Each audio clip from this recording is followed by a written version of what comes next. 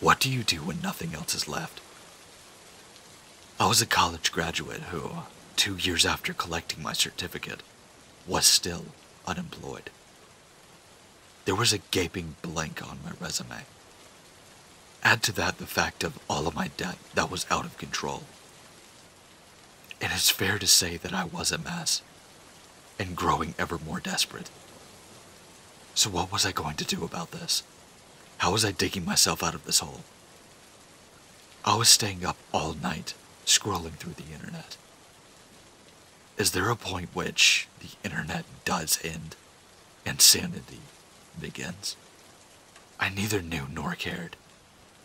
I watched thousands of clips, read conspiracy theories, and news reports, until they blurred into one stream of hyperbole. I slept fitfully during the day and went back online the minute I woke up. I would surf even though I needed to go to the bathroom, until it hurt. I forgot to eat or drink, and soon I had a permanent background headache. Like a lot of addicts, it was not long before I moved on to the harder stuff.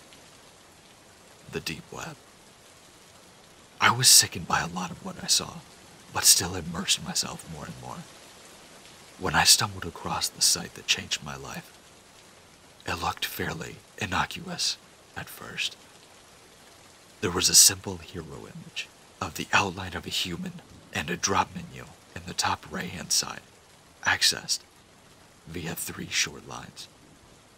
For other people, it's one more bet, one more drink. I clicked on one more link. I was surprised to see only 2 options there: buyer and seller. I wasn't going to be buying anything real soon, so I followed the word marked seller.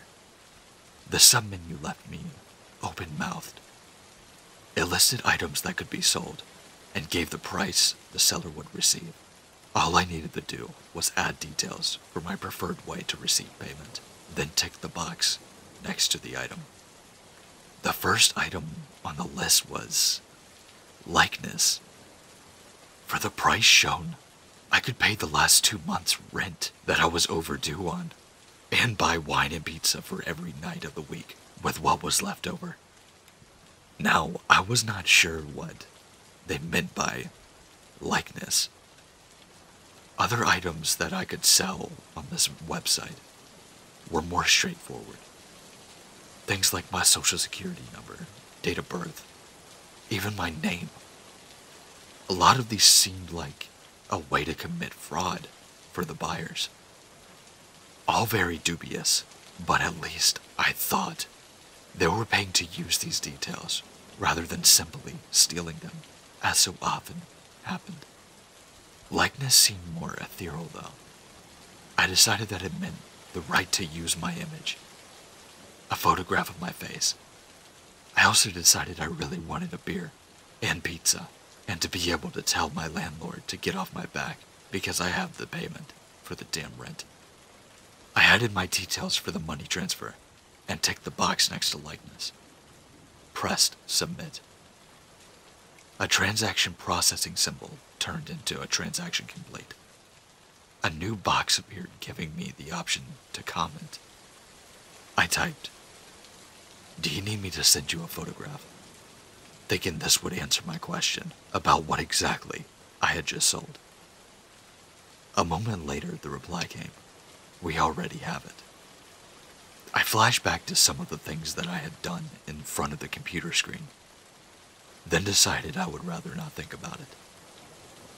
Feeling nervous, sure I was being scammed, about to kick myself for being so naive, I checked my balance.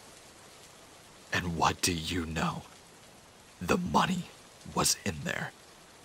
I went back to the good old innocent web and ordered the largest, most overloaded pizza I could, then began to add sides. It took 2 weeks for me to blow through the money from selling my likeness. I had had a great time without leaving my apartment, and I had paid no rent. Not to worry, I told myself, and returned to the deep web, back to my favorite website. This time I hovered over fingerprints, 30 seconds of considering, flagged a dozen dodgy things this could lead to. But it was the money. It was the money that I would make that made me think, whatever. I ticked and submitted. This time 10 small boxes appeared on the screen with an instruction of me to place the ends of my fingers in them, which of course I did. And within seconds of this transaction, it was complete. And within minutes, I could see that I was once again flush. Problems over. I could pay my rent and enough off of my credit card to make the bank back off. In the comment box, I typed, "Thank you." The reply was almost immediate. "You are welcome." Now, I don't know if anyone reading this is a gambler, but I guess if they are, they would not by now have put money on me spending the money wisely. And they would be right. This time. I told myself another couple of weeks later, I would get my act in gear. I spent a significant time going through the items that I could sell and created a spreadsheet within how much I owed, so I knew the amount that I needed to earn with this one final sale of a part of me. I had decided, you see, that this has to be the last time. There was a relatively small number of things left that I could sell, that I was prepared to sell. My name, date of birth, Social Security were still no-goes. I did not want to risk losing the ability to have a bank account and find employment. A history of being a disaster did not mean, in my mind, that I always would be. So, one final sale it was. Then, clear my debt and find a job. I ticked the box next to sell a body part. From the next list, ticked kidney. I was close to hyperventilating when I pressed submit, close to tears not long after when I checked my balance. I felt a huge pressure being lifted. With this money, I could finally get my life back on track. The comment box already had a text in it. I had been too worked up to read it, so I took a deep breath and did. It was an 8-digit reference number, an address and a time later that day. An appointment for me to have my kidney removed, I figured. I considered not going. I already had the money, so why bother? Then I thought back to the message telling me they already had my photograph. Whoever ran the website probably knew where I was, where I lived, or could possibly easily find out. It was not rocket science to work out that they were probably bad people, criminals, some kind of gang, not people to cross or mess with, definitely. I felt sick as I left my apartment at the prospect of having the operation, but also elated at the amazing things lying ahead of me. I just needed to get this over with. The address turned out to be a nondescript building on the outskirts of town. The windows were all shuttered, and there was no signage, just the human outline I recognized from the website.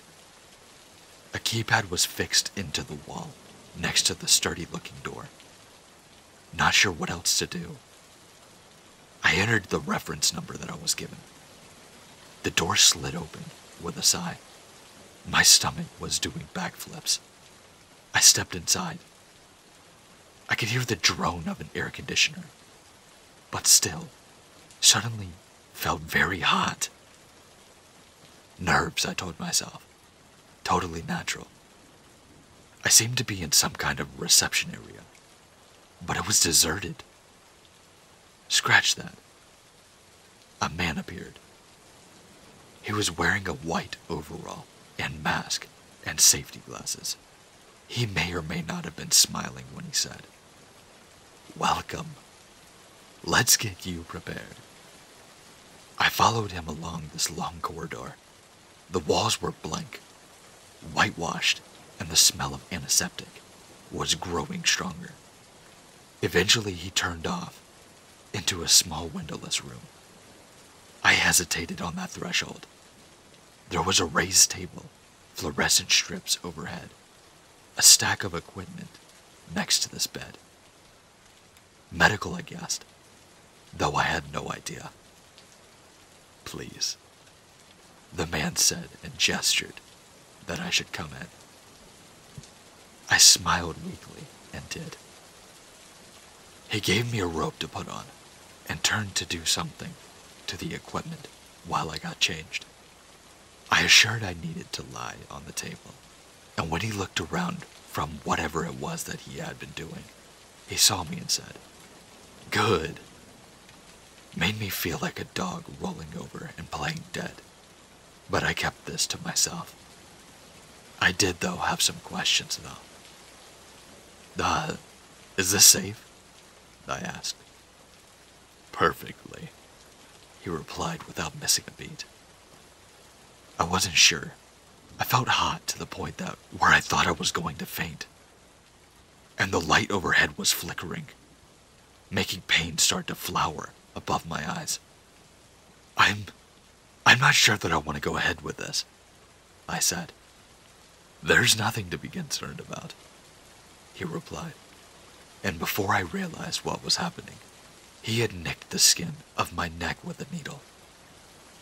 I immediately felt unpleasant, had this unpleasant tingling sensation and numbness. It had began to spread into my face. He picked up a tablet that was resting among the equipment and studied it for a moment before turning back to look at me, asking, "Now which eye would you like to keep?" "What?" I exclaimed, or tried to, because my lips were numb and the words weren't coming out. What are you talking about?" I managed. "I sold one of my kidneys, not my eye."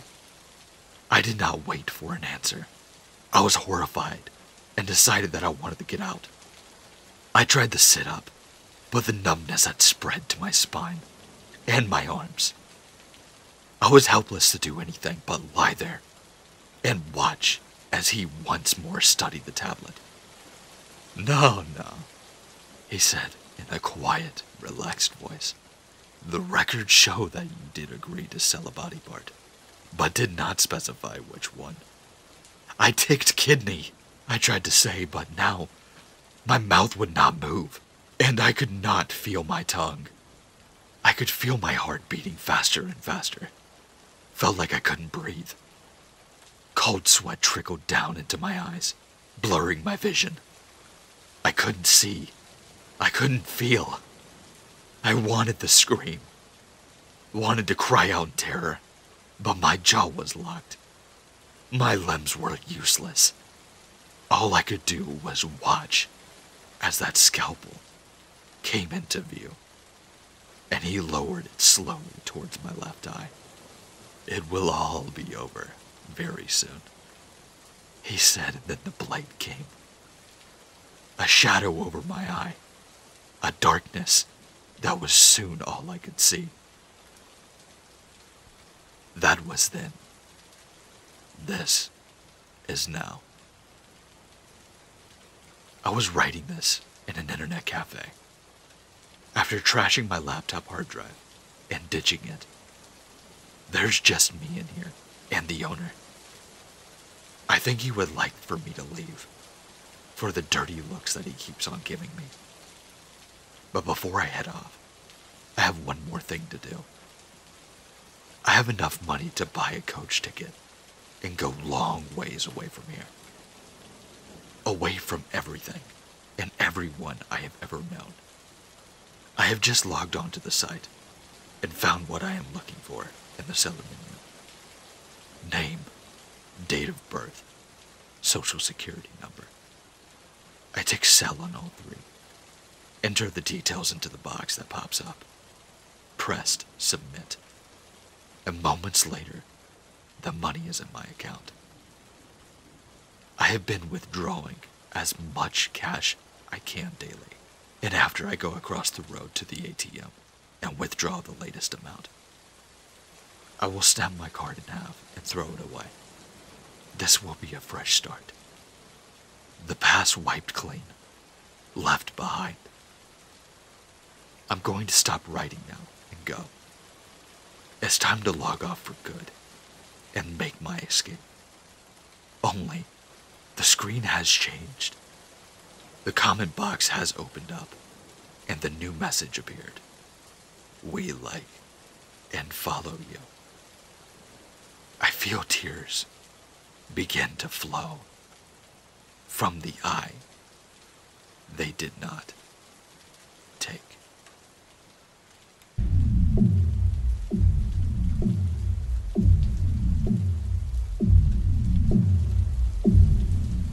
I've always been a skeptic. Ghosts, aliens, monsters. They were all just stories to me. But after what I experienced in the Southwest, my perspective on the unknown has been forever altered. I was on a road trip with my best friend, Jake. We had decided to take our detour through the Navajo Reservation in Arizona, mainly because of the scenic beauty and the rich history of the area. We had heard these tales of skinwalkers, but we laughed them off. They were just myths, right? Our first day on the reservation was uneventful. We visited the few local spots, interacted with some of the locals, and set up camp near the canyon. As night fell, we sat around our campfire, sharing stories and enjoying the serenity of the desert. Around midnight, Jake decided to turn in. I stayed up, mesmerized by the stars. The Milky Way stretched across the sky, and I felt a profound sense of peace. That is, until I heard it. A low guttural growl echoed through the canyon. I froze, thinking it might just be like a coyote or a mountain lion. But then, I heard a voice. It was distorted, as if someone was speaking through a broken radio. But it was unmistakably Jake's voice. Come here. It beckoned. Confused, I turned to our tent. Jake was sound asleep. The voice called out again, this time from the opposite direction. I grabbed a flashlight and I shined it towards the source. What I saw will haunt me forever. Standing on the ridge was a figure. It looked like a man, but its limbs, they were elongated, and its eyes glowed this sickly yellow. It wore tattered clothing, and its skin was molted gray. But the most disturbing part was its face. It was Jake's face. I stumbled back, my heart racing. The creature mimicked Jake's voice again. Come here. It took a few steps forward, towards me, its movements jerky and unnatural. Suddenly I felt a sharp pain on my arm. Looking down, I saw a deep scratch. Blood oozing out. The creature had marked me. I bolted to the tent, shaking Jake awake. We need to go, now, I hissed. As we sped away in our car, I glanced in the rearview mirror. The creature stood in the middle of the road, watching us, its yellow eyes glowing in the darkness. We didn't stop driving until we reached the nearest town. We checked in a motel, and I spent the rest of the night researching these skinwalkers. The legend said they were witches who could take the form of an animal or people, using their voice to lure their victims. The next few nights were restless. I'd wake up to the same distorted voice calling my name, and the scratch on my arm seemed to burn and throb.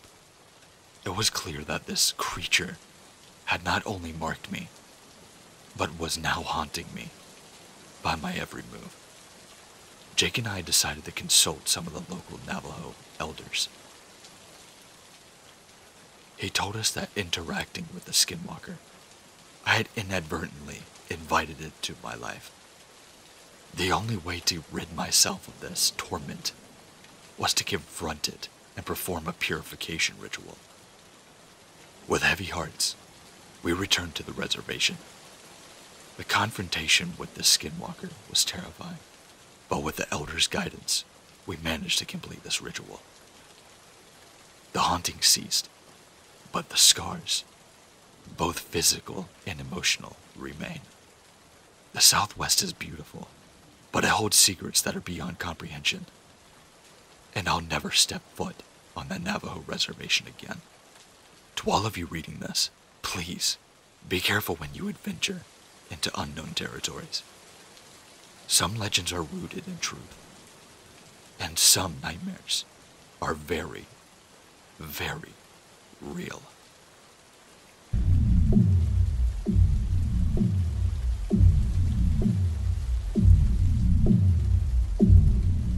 About 2 months ago, my husband, 34 male, and I, 29 female, were staying in a camper on my friend's property in northern Wisconsin. One night I wasn't feeling very well, so I went to lay down in the camper and promptly fell asleep. A few hours later, around 3 a.m., I suddenly woke up and bolted out the door and started projectile vomiting outside of my window. My husband called out and asked if I was okay. I managed to say yeah in between rounds. When I finally finished, I felt like I was okay to go back in and lay down. I spit a few more times to get rid of that taste, and as I looked up, there was a face about 3 feet in front of me in the darkness. I stared at it, and it at me. I was petrified. I couldn't move, but I was also afraid to take my eyes off of it.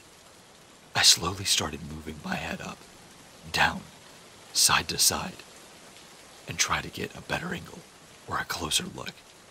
And as I did so, it began to mimic my every move.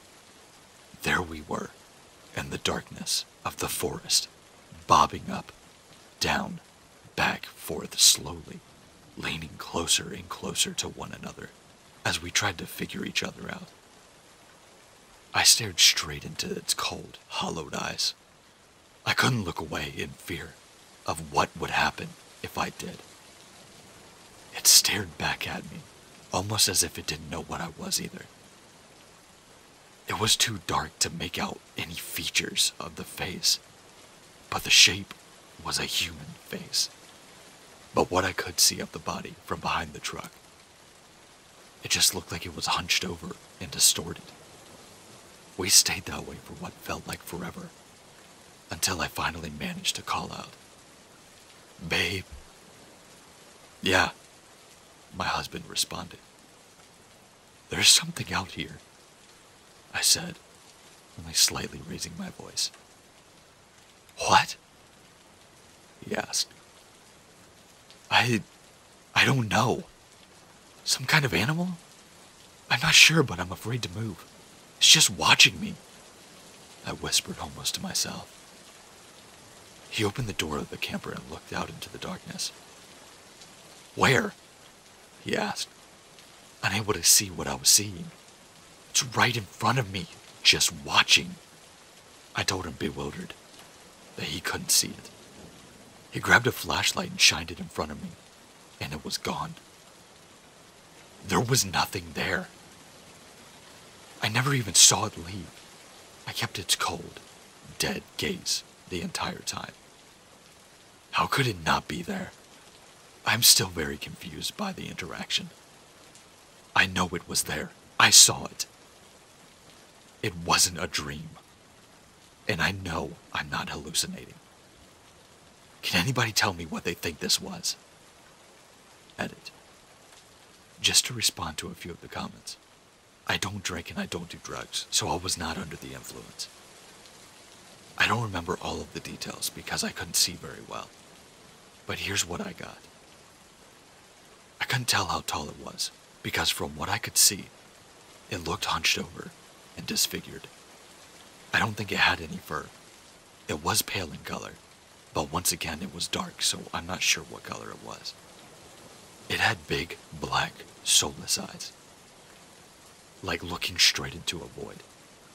It looked like it could have possibly had sharp, jagged teeth, and I don't remember a nose at all.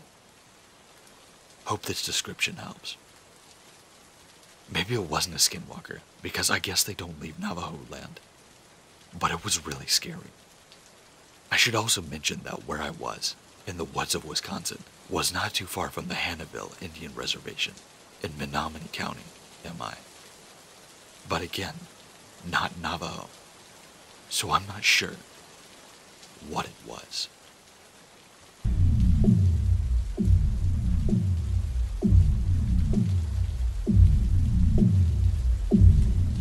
If you're reading this, congratulations.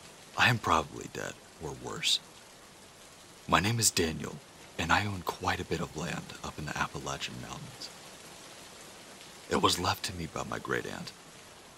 So far, in the years I've lived there, paranormal and downright disturbing things have been happening to me. People told me to just leave or report it, like I've never done that before. To them, I'm just that young guy that went crazy a little too early. It bothers me that normal people have no idea what goes on up here.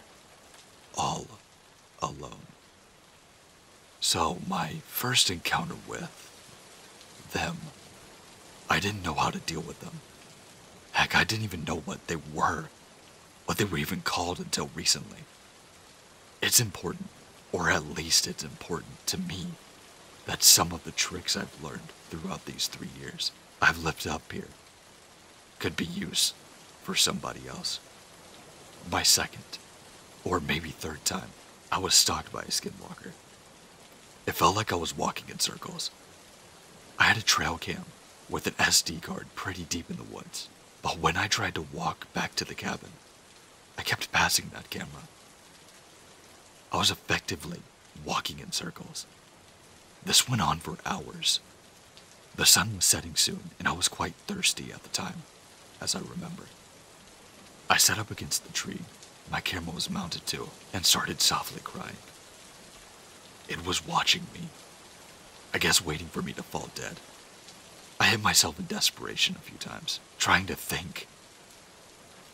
I sat up and took a very deep breath, wiped the water from my eyes, and it dawned on me. It's gotta be messing with my equilibrium. I have to be off balance. There's no way that it's anything else. Teleportation in hindsight sounded stupid, but I could still walk, but my depth perception was slightly off. All I had to do was tilt my head as far as it would go, into my shoulder, and walk back to my cabin. My ear was pressed up against my shoulder, but even with one ear, I could still hear how anxious this creature sounded, pacing in the woods, hoping I didn't get away. Once I made it inside of the cabin, I didn't come out for a couple of days for safe measures. Another trick that they know is mimicking animals. I found that they like coyotes a lot. I used to coyote hunt quite a bit back in the day, back when I was at home, but never up here in the mountains. I saw in a couple of my deer cameras that it looked like, right after I left my camera, a coyote, it would follow me for a while, if not all the way home. I had to stop that real quick and set out some snares. All a snare would and could do is jam the coyote's leg into the mechanism until a button was pressed, and the thing would unlock. I set out a couple of them, but also rubbed white ash on all of the traps. And sure enough, the next time I started walking back to my camera, I hear a sound of one of them going off. I quickly ran back to where I had laid it, gun drawn, and all that was left was 3 separate bent up pieces and the subtle scent of burning hair in the air. Every time I checked the camera after that, a coyote with a nasty burn scar on its leg would stop where the camera was mounted and turned around and walked back into the brush. And lastly, do not engage in any type of combat with them. Warding them off is one thing, but actively hunting them is a mistake. I wish I would have known that sooner. I had 2 buddies back in town I used to tell my stories to. Alcohol loosens the lips. Their names were James and Cole. I'm pretty sure they were cousins, but I never asked. Thinking about it now, I wish I would have gotten to know them a little bit better. Long story short, They're dead, and I'm dying. This morning, they came and pounded on my door, insisting that we hunt for these skinwalkers. I told them that it was a very bad idea, but they even took the liberty of buying silver bullets. They told me how much they cost, but I can't remember right now. I finally caved, and we prepared all day. We first started making a large amount of white ash, cleaning our guns. Heck, they even packed MREs and a special high-dollar spotlight. We set off right after the sun went down. We weren't 3 hours in when disaster struck. We're all sitting around a tree. I could tell these skinwalkers were watching us. They're all around us, multiple. I'm frantically scanning everything with my spotlight, not even realizing that Cole wasn't with us anymore. I asked James where he was, but he didn't really seem very nervous at all, and told me that he may have had to go pee. I turned back to face my front, and there, I see Cole. He's a good distance out, but something just wasn't right. He was contorting in ways that a human never could. I started to turn around to ask James what we should do, but halfway around, I heard James gutturally breathing, like his lungs were filling with blood. I couldn't stand to be there anymore, and I booked it back to the cabin. The forest seemed like it was just laughing at me in my desperation to run home. I knocked my flashlight running, and it was slowly getting dimmer and dimmer. I eventually had to ditch it and use some flares Cole and James brought. I pulled the top off and struck it against a tree, and the red flame lit up the surrounding forest. There were so many of them. 10, 20, probably more. But as luck would have it, they never attacked me. I could see the cabin and flung the door open and shut it right behind me. I ran upstairs into the bedroom and quickly got into the old wooden closet where I am typing this. I don't hear them, but they're outside of my house. Unfortunately, I did end up getting clawed, or maybe bitten. It's not a terrible wound, but it's bleeding black. If you can send help, please do. I really need it. This time.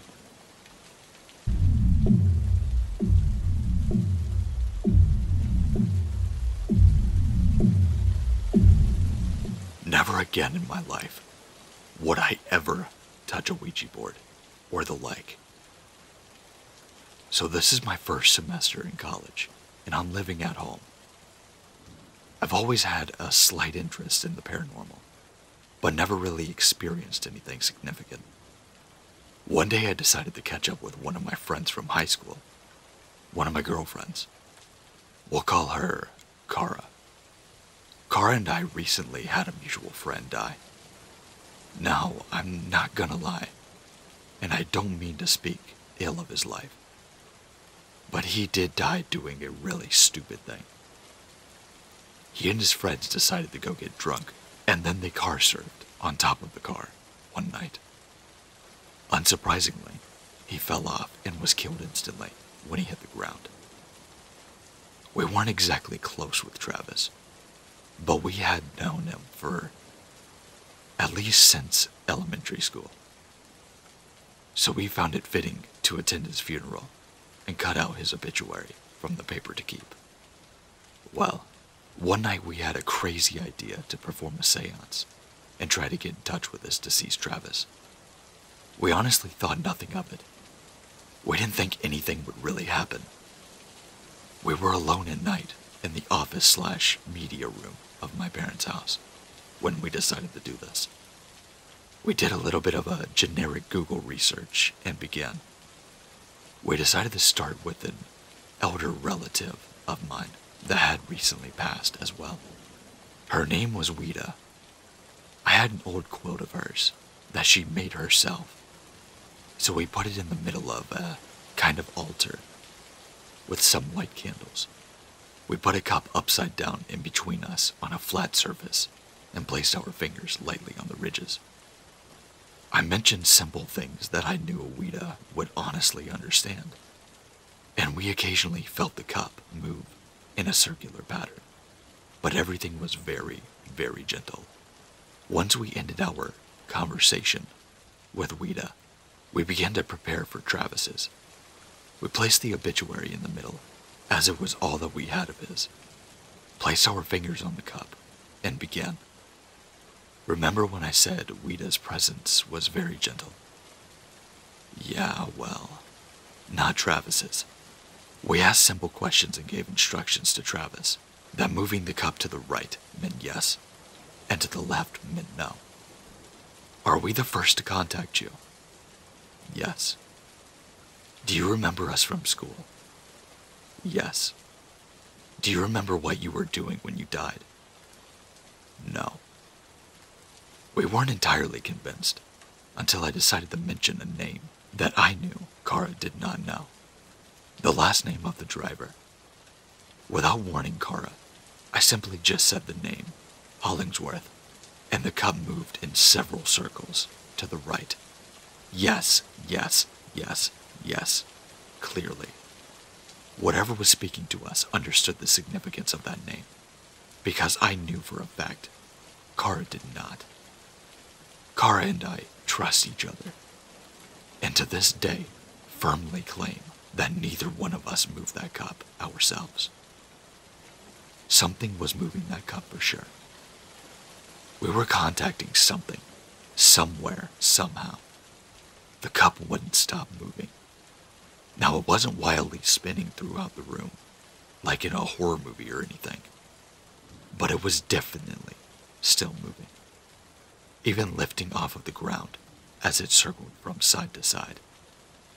We ended our conversation right there and then, afraid that things are already going too far.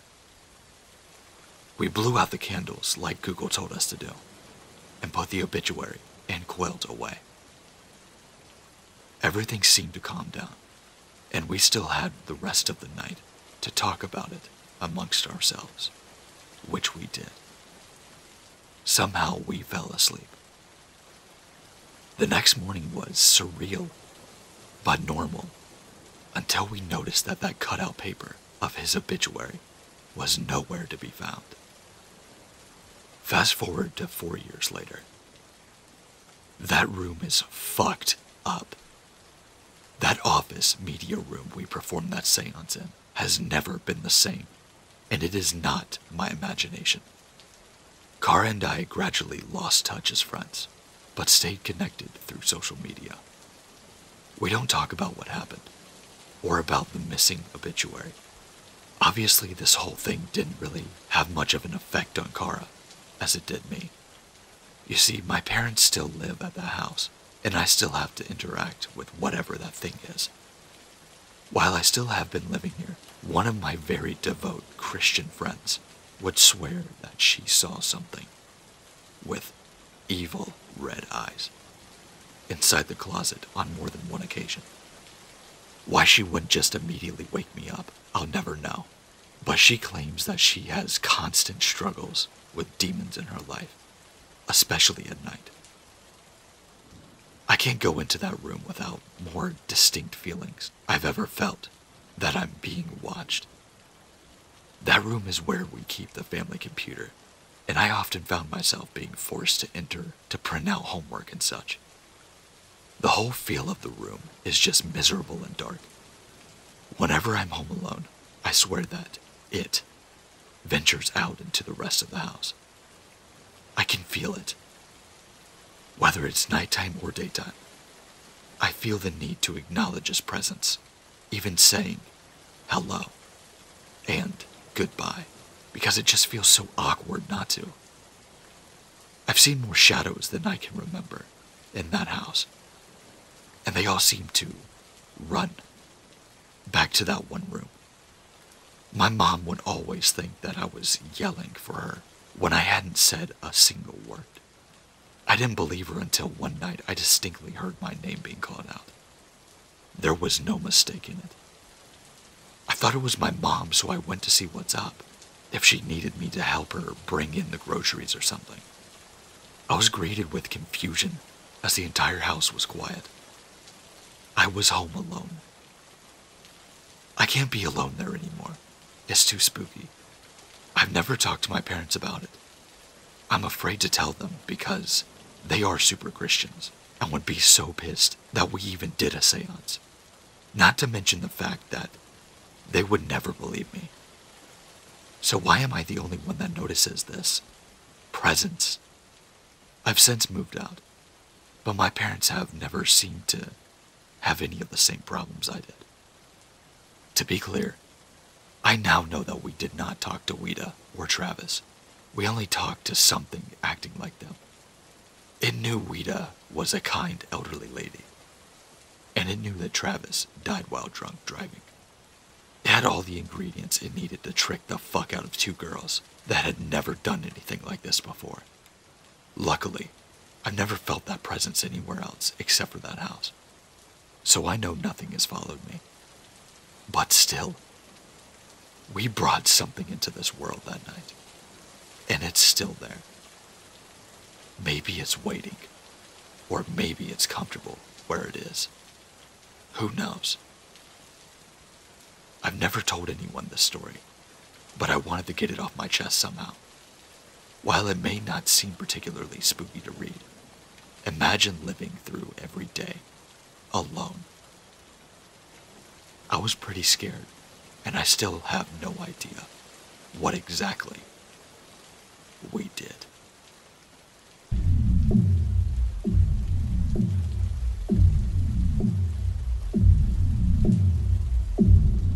Back in high school, I had some friends who were Wiccan.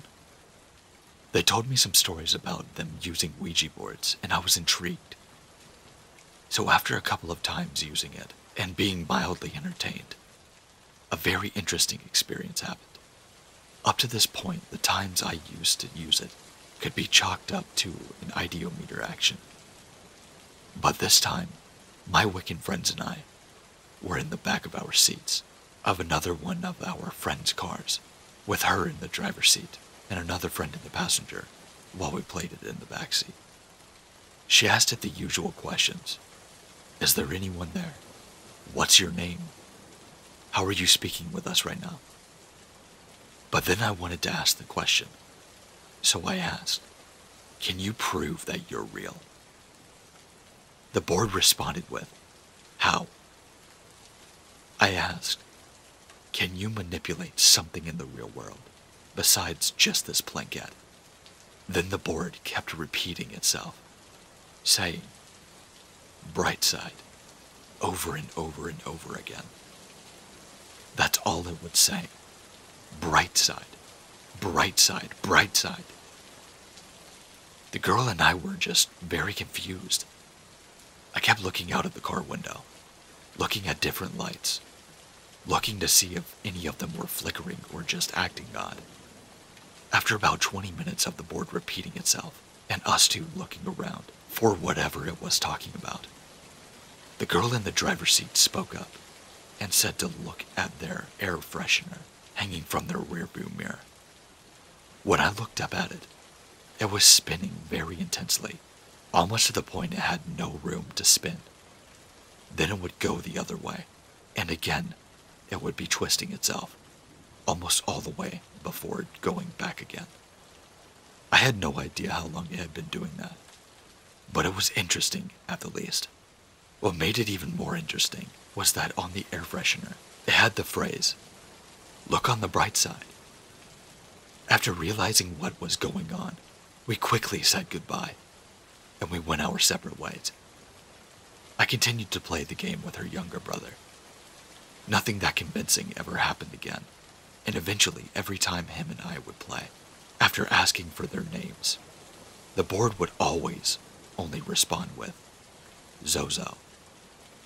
And while it's interesting at first, because that was apparently the name of a demon associated with Ouija boards, it got pretty stale, and I stopped playing completely. Still, the Brightside incident remains the only time I've ever actually been completely convinced that the board wasn't fake and something more supernatural had happened.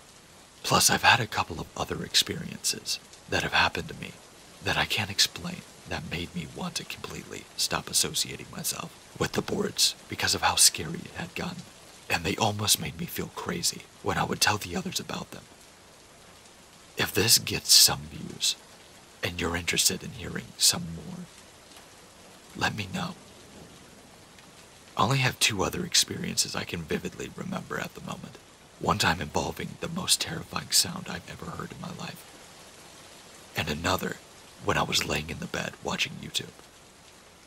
Let me know which one you guys would like to hear, and I might decide to share those other experiences with you too. But right now I need to go to bed. I have work in the morning, and just thought I'd go ahead and get this memory down before it vanishes in my mind forever. Thank you for reading.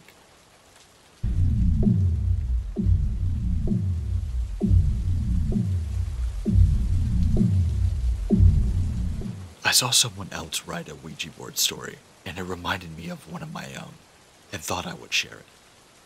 When I was about 14, so 7 years ago, I went with some of my friends to one of their cabins during the summer break. One evening, one friend suggested that we played a board game, so we dug through the closet to find a good game, when we discovered a Ouija board. The friend whose cabin it was said they shouldn't play with it. It was her mom's, and she said that she had been warned to stay away from it. But we decided to anyway. She reluctantly showed us how to play it and how to set it up. She watched while the 4 of us played it. Sat in a square, facing each other, knees touching, all that stuff. We started out asking silly questions, such as, will we find true love? What were the winning lottery numbers? Questions that little girls asked, basically. One friend decided these questions were boring and not daring enough. So she asked if anyone was out there who would possibly properly talk to us. The glass went to yes. She asked for its name, but the glass didn't move. She asked it if it would tell us its name. The glass went to no. She asked why not, and the glass didn't move. Then she asked if it was a spirit. No. Are you a demon? It very slowly moved to yes. Do you mean to harm us? No. Are you in hell? The glass didn't move. Is there a hell? The glass shot to yes, then flew off of the board. In a flash, the room became freezing cold, as if it was winter in Canada. We screamed and ran out of the room, but the next room was freezing cold too.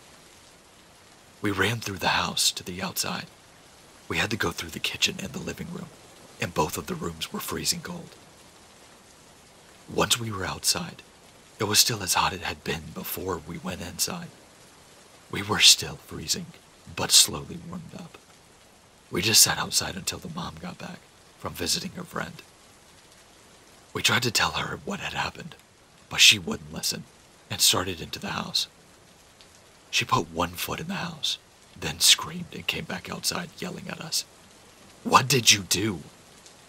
After we explained what happened to her, she told us that the glass shooting off of the board meant that the thing that we had been talking to had escaped. We had to go back inside. Our stuff was in there. So the mom went around and opened all of the windows she could from the outside and opened all of the doors. She ran inside quickly and opened the other windows, jacked up the heat, and grabbed the couple of fans that we had. We plugged in the fans and pointed them in the doors so that the heat would go inside of the house. We waited for a couple of hours, periodically checking. It was starting to get dark, so we checked again. It was still as cold as it was the first time. The heat and the opened windows and the doors hadn't made a difference. The mom decided we had to leave, and we ran in quickly, grabbed our bags, and ran out of there, and went back by a fire that we had made to warm up while her mother had locked the house. She left the windows open and the heat on, and she said that she'd come back in the morning and we went to our friend's house. In the afternoon, we all went back to that house. It was still cold inside. We decided to go home a few days earlier than planned. My friend and her mom went back into that cabin before the end of the summer to close up the windows for winter and turned off the heat. It was still incredibly cold in that house. 2 straight months of incredibly hot weather and that heat on, and it was still as cold as ice in that house. They closed it up as quick as they could and never went back. It's still there. I've never been back. I wonder sometimes about it, if it's still cold inside. But I'm way too scared to go there to find out.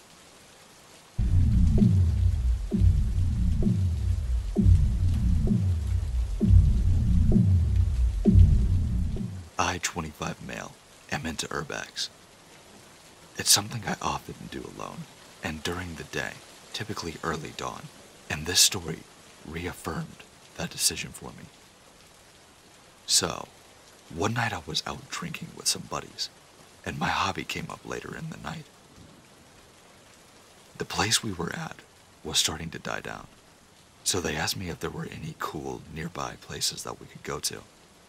First place that popped into my head is an old abandoned factory that was in the woods, probably about 5 to 10 minutes of a drive away. So we went. Now I don't quite remember the path to get there. You have to leave the trail at some point. There was a cloud cover, so visibility was super low, and one of them is pretty unathletic thanks to diabetes. So, I had them stay on the trail as I fumbled around in the dark to make sure that we were going in the right direction. When I finally got back, they asked how far I went out, because they heard something walk by parallel to the trail. I shook it off and dismissed it as a stray dog or something, and led them into the woods until we hit the fence. I then started leading them along the fence to the hole that somebody cut out forever ago. When we're getting closer, I heard footsteps that weren't from ours, maybe 15 feet to the right, same side of the fence, and I stopped dead in my tracks. At that moment, my entire body was screaming at me to run, and the only thing that went through my head at that moment was, those were human. I turned back to my friends, and judging by their looks, their faces, and everything else, they heard it too. I told my friend we should skip this for the night and head back. They quickly agreed and started heading back to the trail, as I stayed behind to make sure whoever was there didn't follow them. I'm definitely the first dead in horror movies I know. As I waited for them to get a little bit further away, I didn't hear or see anything move. And once I assumed that they were back on the trail, I took off running after them, and we quickly made it back to the car. Since then, I've chopped it up to maybe some homeless dude, going to the same place to crash for the night. But it felt like there was something following us. And for whatever reason, they triggered my fight or flight. Super hard-ish kid living in the Middle East. And the country that I live in, there is a lot of poverty. Expatriates like me are usually in the top 1%, along with people linked to like the royal family. Due to this poverty, there are several villages that are locals and migrants, workers, tend to live in. They're run down and usually covered in thick soot, as people usually burn tires and blow up gasoline canisters in protest of the royal family.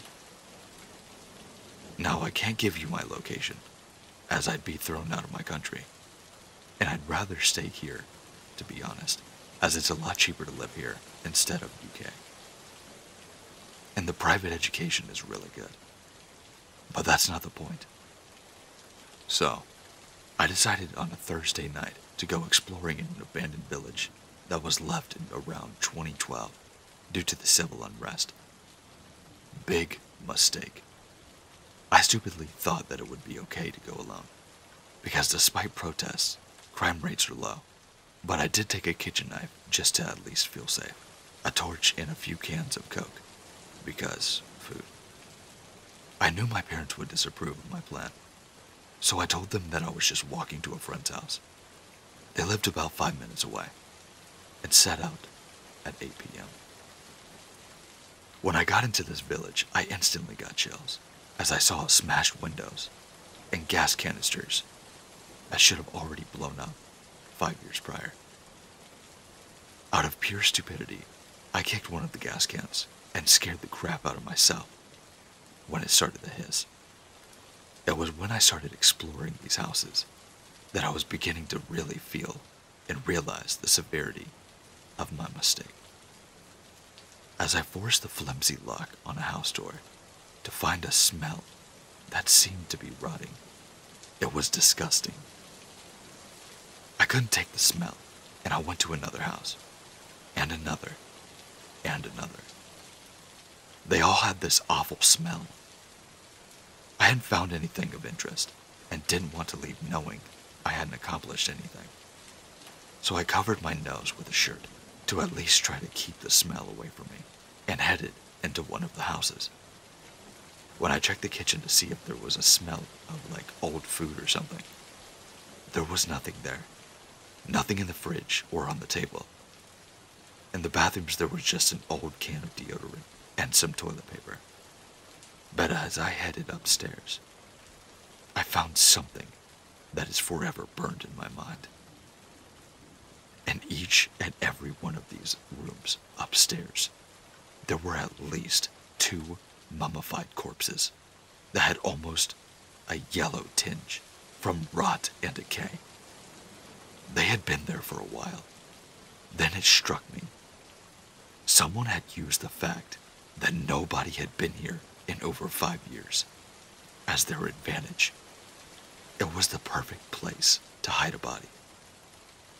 The smell in all of these houses were bodies. I ran downstairs out of a mix of disgust and fear, but I tripped on the last stair, making a large thump noise. Then I heard a door open, and a tall man about 6'5" came crashing down the stairs. He chased me down the street and cornered me in a pitch black night, just outside the gate of my house. I remembered my knife, pulling it out of my pocket and lunging at the man, just to scare him. But he retaliated and tried to grab me as I bolted up onto the garden wall, and I ran inside. I locked every door, bolted every window, and waited out the night. I'm not going to explore again anytime soon.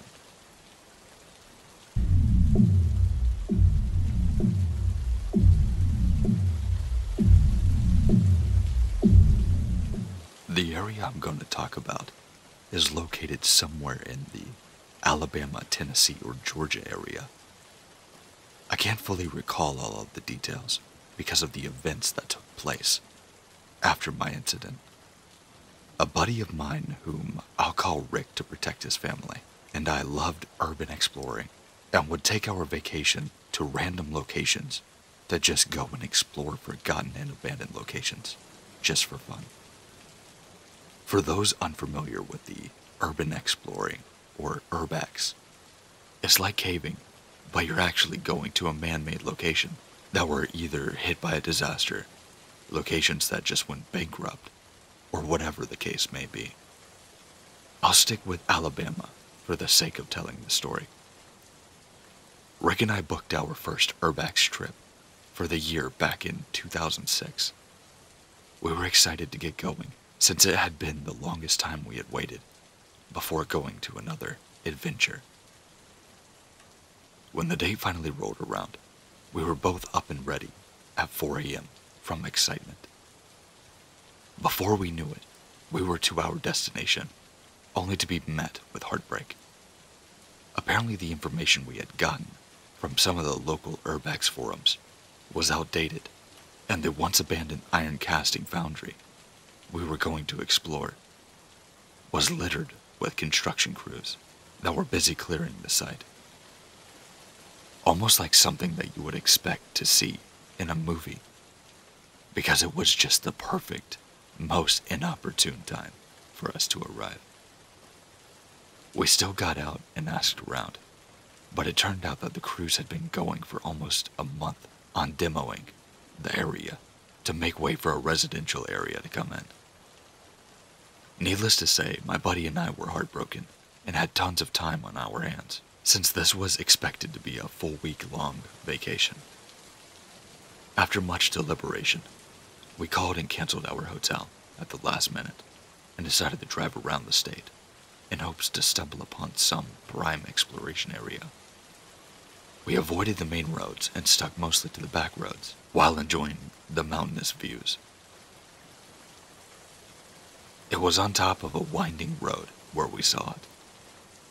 Down in the small valley area, below, was an abandoned power station. We made our way trying to find a road to get to this place, with no luck. Once we found a pull-off area, we decided to just park and hike our way in. We hiked a good 20 minutes before making it to the clearing where the area was located.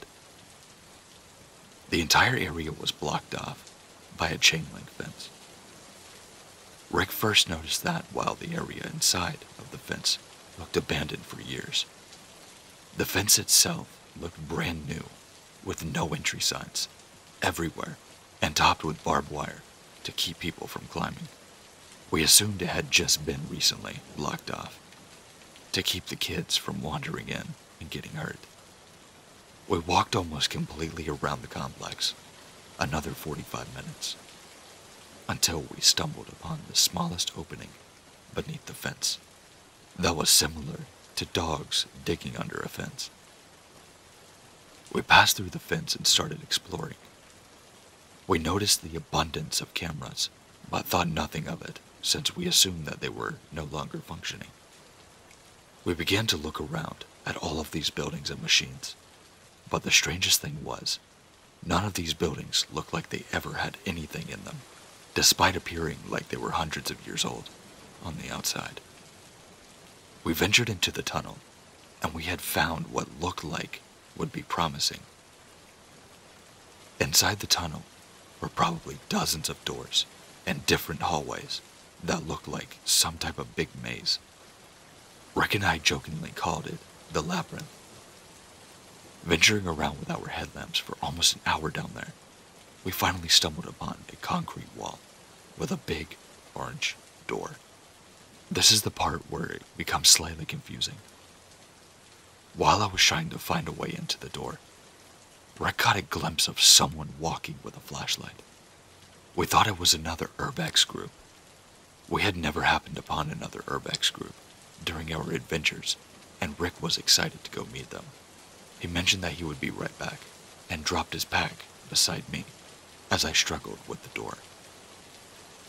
I heard him call out occasionally to them as he got closer, so they wouldn't be scared. Rick had gotten well out of my sight, and had been gone for a few minutes, when I heard a slight tinking sound, and was hit with a taser, making me fall completely to the ground, in excruciating pain. While the taser shut off, I rolled the ground just long enough to get a knee shoved in my back, and a hand on the back of my head, pushing my face into the dirt floor. I remember feeling a slight pinch in my left arm, but was quickly out of it. I'm assuming I was given some type of sedative or something. Again, I can't be clear on these events that followed, as I can only piece it together. I remember awakening, sitting in a chair in an interrogation room with my hands bound and tied beneath the chair. It seemed like one main guy came in, multiple times asking me different things, but I can't recollect what any of it was. I'm assuming I went back out at some point, because the next thing I remember was waking up in a 4-foot by 8-foot room, which became my home for the next several years. I was imprisoned here, with only about 4 other guys, from what I can remember. However, we rarely saw each other. I was fed 2 meals a day through the food door in my room. The only times I ever left that room was when I was brought to different areas for questioning, or different attempts to subject me to weird trials. I don't consider myself the smartest person alive, but I picked up on the fact that they were trying to brainwash me and have me believe facts that never happened. The questioning that would happen from time to time would be to see my progress of memory. Since I had picked up on the brainwashing attempts, I quickly began acting like these things that they were telling me were the real things, and that's how it was, and that's how I remembered. The same subjectivity went on for some lengths of time, until it was finally stopped, and I almost never left my cell. My muscles began to grow weak, and my hope grew dim. I was convinced that I was going to die here. I was given nothing to help me pass the time. I would often save food to play with for my entertainment value. Pretzels were the best because they didn't expire, and I acted like they were Lincoln Logs from my childhood. Another curious event was the blanket was completely sewn to the bed, except for the top and a tiny portion to fold back on one side. I'm assuming it was to keep me from committing suicide, because trust me, I understand how that would occur to someone in those types of circumstances. One day, it was over, just as it had begun. It was all completely over. One day, instead of waking up in my cell, I woke up sitting on a bench outside of Atlanta Airport with a bus ticket in my hand and the clothes I had on originally, but now were just fairly baggy thanks to not eating well for the last few years. The bus took me home and only left me with heartbreak. My grandmother, who had lived with us, had passed away.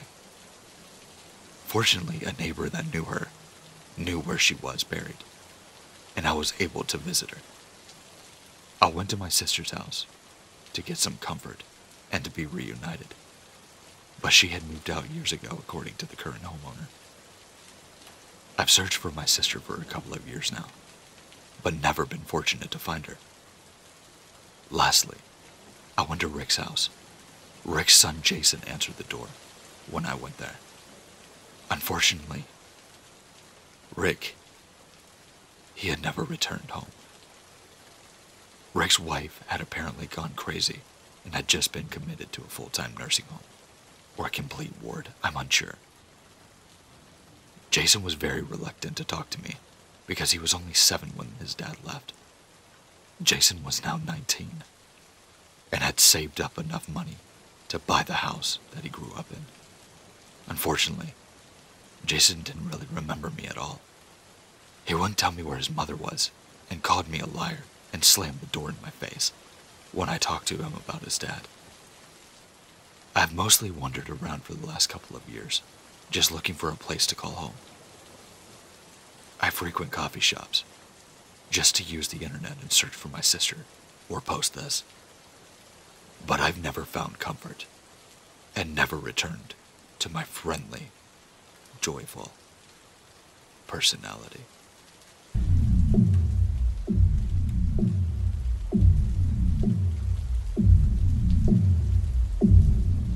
Let me preface this with the fact that my family has been in the Ozarks of Missouri, Arkansas since before the Civil War.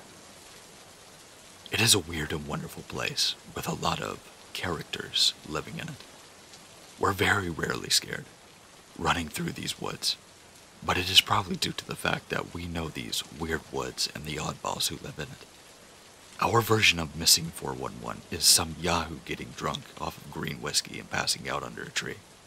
Usually for like a day or something, leaving a bootleg still set up in a cave. Yes, there was an elderly woman that was arrested a couple of years ago for running a moonshine operation. Meth changed a lot of people here. But even if you run into somebody that's cooking it in the woods, which wet weather creek beds and Mountain Dew are their favorite, just greet them and continue on your way, because they'll be gone within half a day.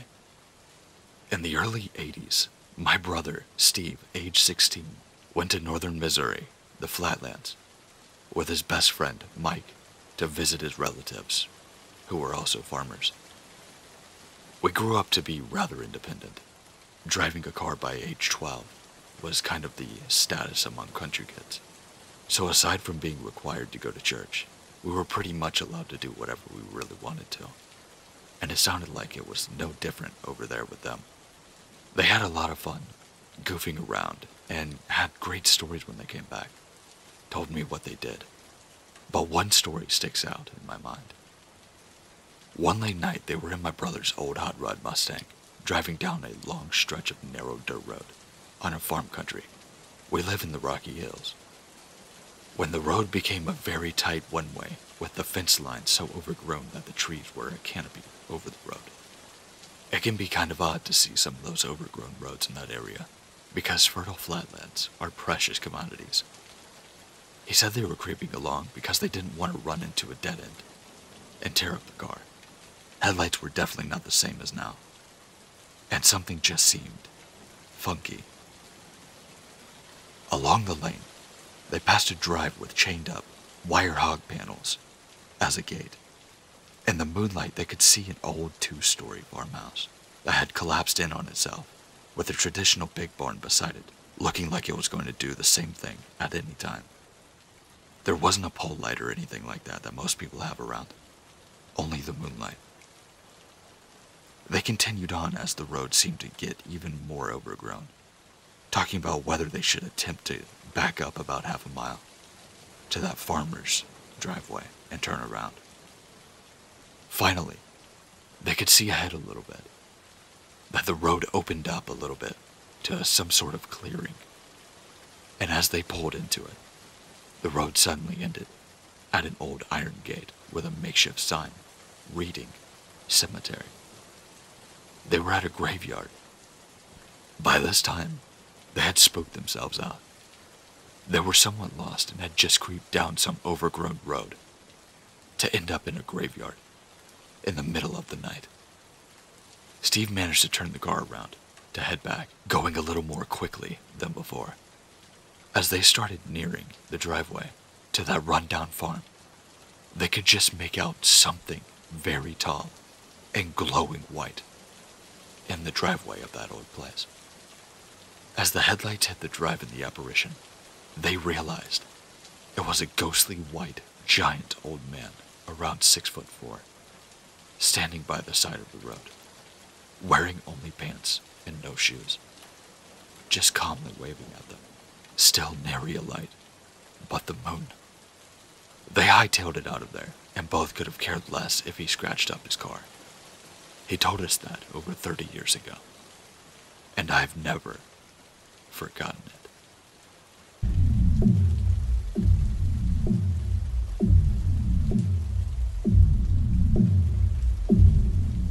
I've had a few unsettling experiences in the woods, but this is questionably the strangest one. I've been mulling it over for a few years now, and I still can't come up with a rational explanation. A few details have been changed to protect my identity, but the story is 100% true. I apologize for how long it is, by the way. In 2018, my partner and I drove up to a national forest in Oregon for a day to hike in the early summer. The area was somewhat remote, but nothing too isolated.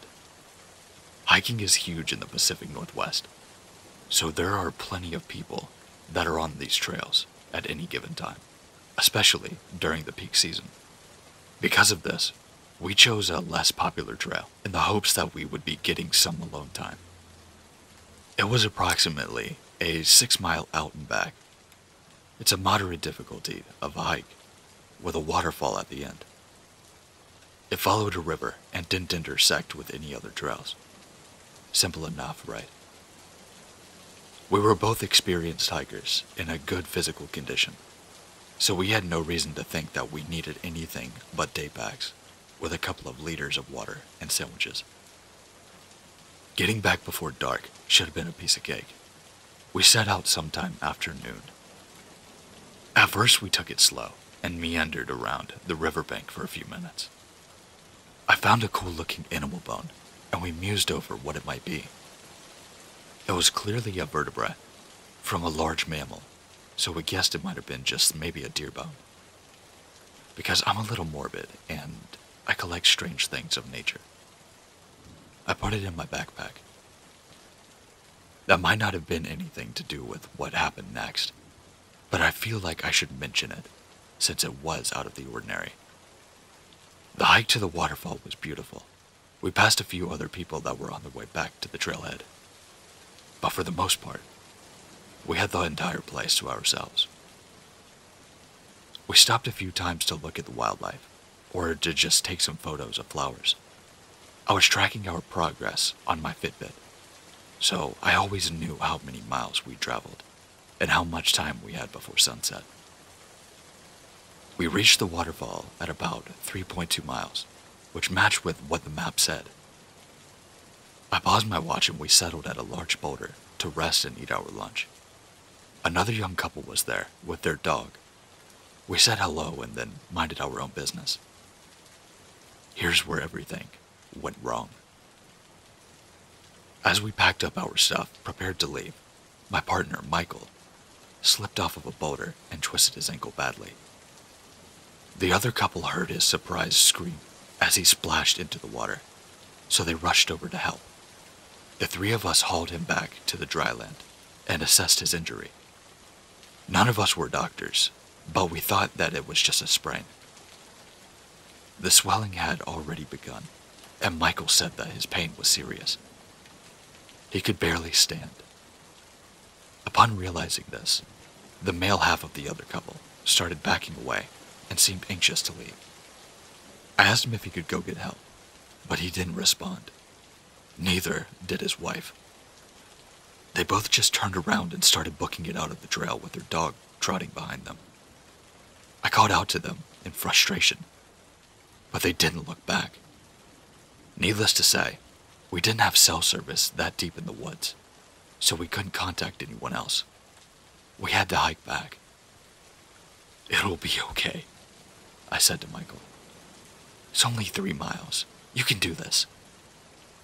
We shifted the water bottles and our modest amount of gear into my pack so we wouldn't have to carry any extra weight, and to make this an easier process. I was still tracking the hike on my Fitbit. After about 2 miles, Michael ran out of steam and we rested again. I told him to lean on me and take the weight off of his injured ankle. Even though I'm a head shorter than him, it seemed to help. "We're almost there," I said. "Just 1 more mile." Despite this setback, we were pretty high-spirited. The sun was still up and the woods were still beautiful. We made light of our predicament. Michael joked about how he can't do anything without getting hurt or breaking something, and I comforted him. We both thought the ordeal was nearly over.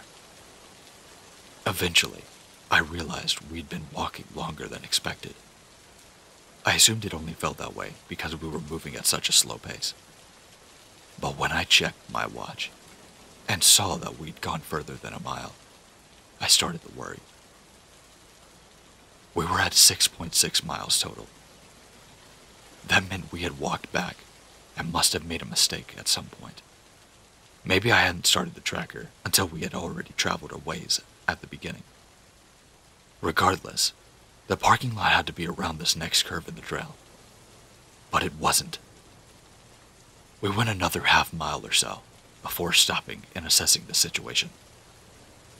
Over 7 miles total and we still weren't back. What the hell?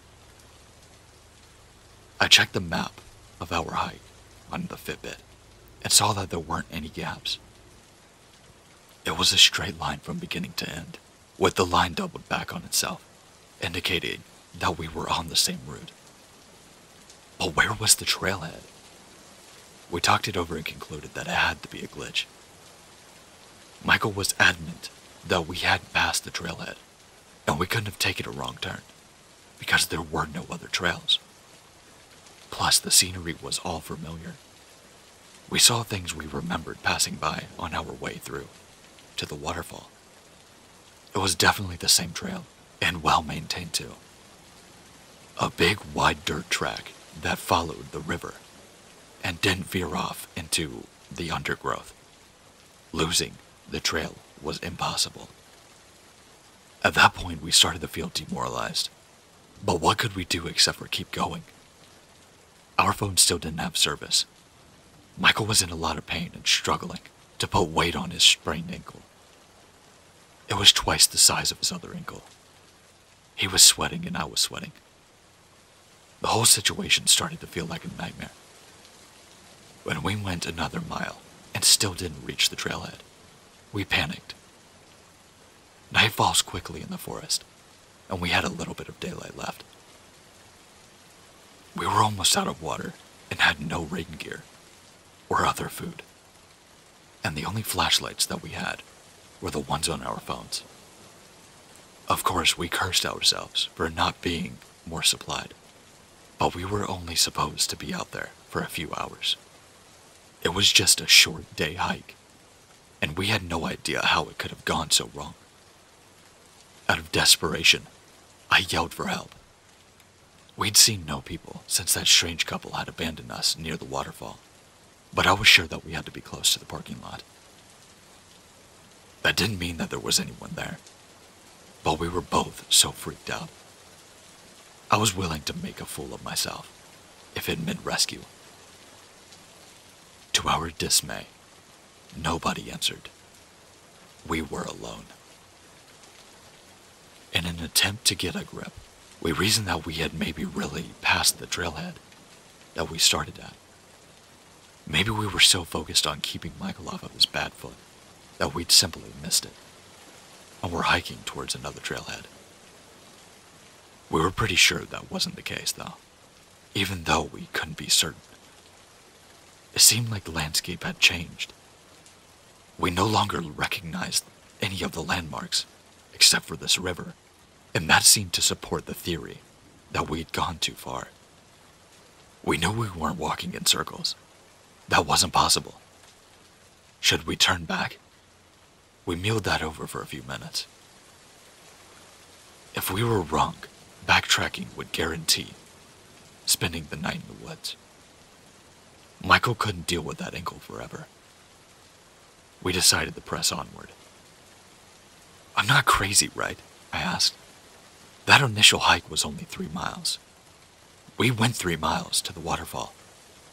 Yes, Michael agreed.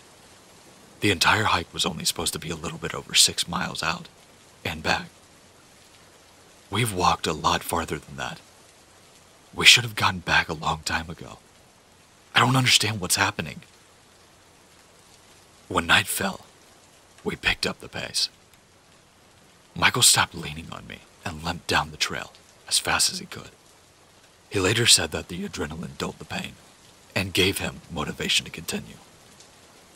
That part of Oregon is mountain lion country, and I'd just read about lion attacks a few weeks prior to our hike. Being caught out there in the dark was the absolute last thing we wanted. But there was nothing we could do about it. We were scared. Michael shined his phone light on the path to make sure that we didn't lose our footing, and I shined mine into the trees, scanning for cat eyes. I was crying. Fitbit said that we'd hiked 9 total miles. After 9.5, we finally saw the sign for the trailhead and scrambled toward it.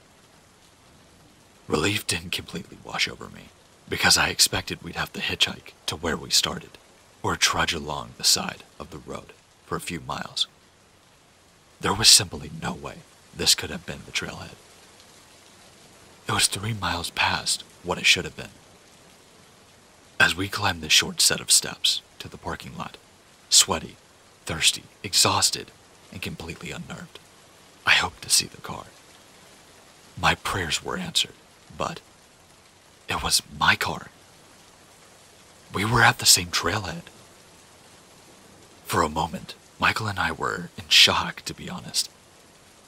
Our fear and misery were replaced by sheer confusion, and we just stood there. Then a twig snapped somewhere in the woods behind us, and that broke the spell. We hurried across the parking lot, towards the car, and in those few seconds, I felt an intense dread. The best way I can describe it is the feeling you get in a nightmare When something is pursuing you, and you're trying to run away, but moving in a slow motion, like your legs just won't cooperate, and you know that thing is chasing you, and it's gonna catch up. This is the only time in my life that I've ever felt that way, outside of a dream. We managed to pile into the car and peel out of the lot. I was shaking. Michael was rambling about time distortion and dehydration, and how we must have lost our bearings somehow. We got out of that national forest and onto the highway, and it was a while before we encountered any other cars. I didn't fully relax until we made it back to civilization. Neither of us could figure out exactly what we experienced. Michael was on crutches for a few months, following that incident with his ankle, and it has never been the same. I still have that bone that I found, and I keep it in a box because it gives me bad vibes. When we go hiking these days, we stick to the crowded trails. Whatever happened that day, we do not want it to ever happen again.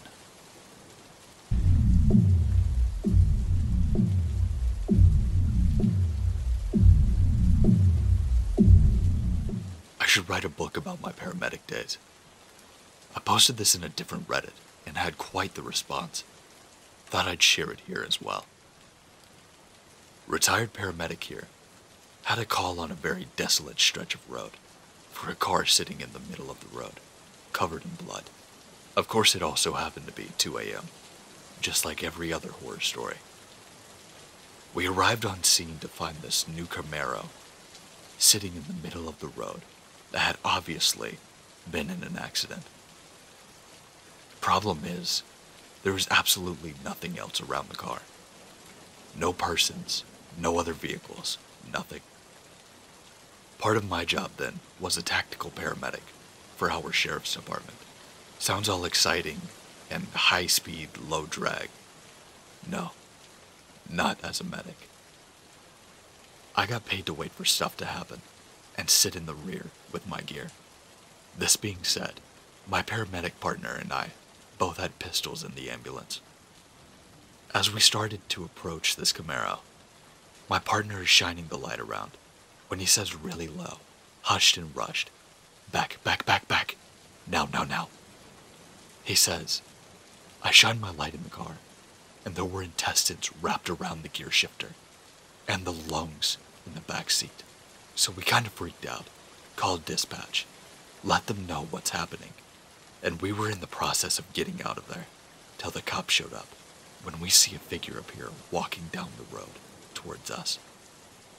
As he gets closer, we see him covered in blood and gore.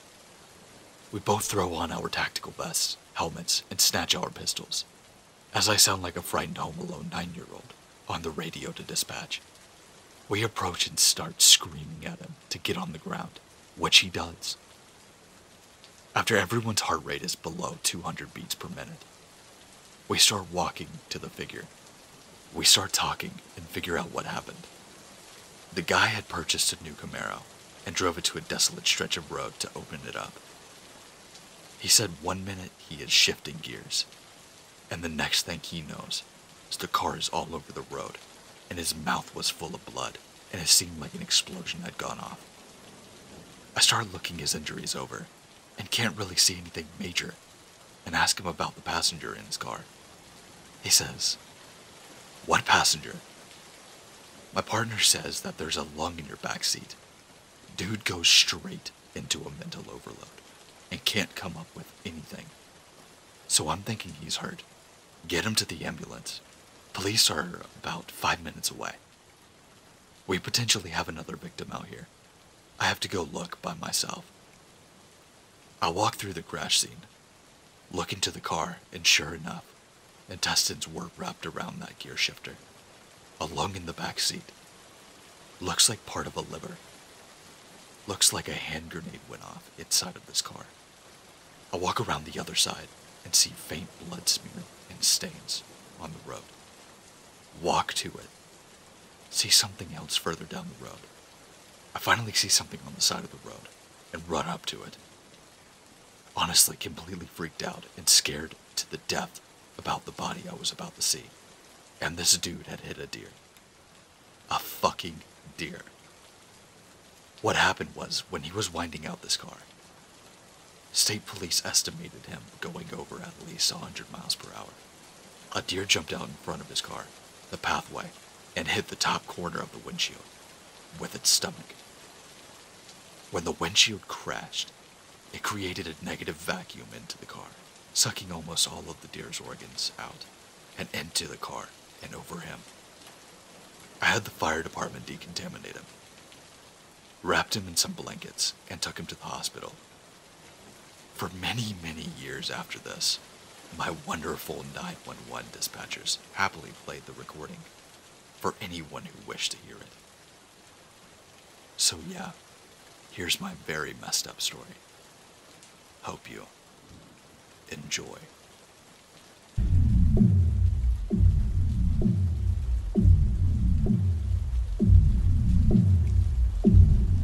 Before I start off this story, please keep in mind that it all is a jumbled mess in my mind.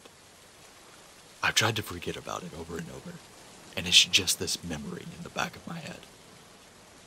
I don't remember too many details, other than the very specific moments, so trying to put this into a story format is a little hard. Either way, here goes nothing. It was a warm summer day, about 2 or 3 years ago, when me and my friend, we will name him Tom for the sake of keeping his name private. He doesn't want anything to do with this. We were sent out to a call of an elderly woman thinking that somebody was in her house. We get calls like this all the time, and it's often something simple as a house settling or the water systems, and the woman reports this. She reports that she hadn't seen anybody, but we went to check it out nonetheless. There was one slight problem, however. The address that we were given doesn't exist.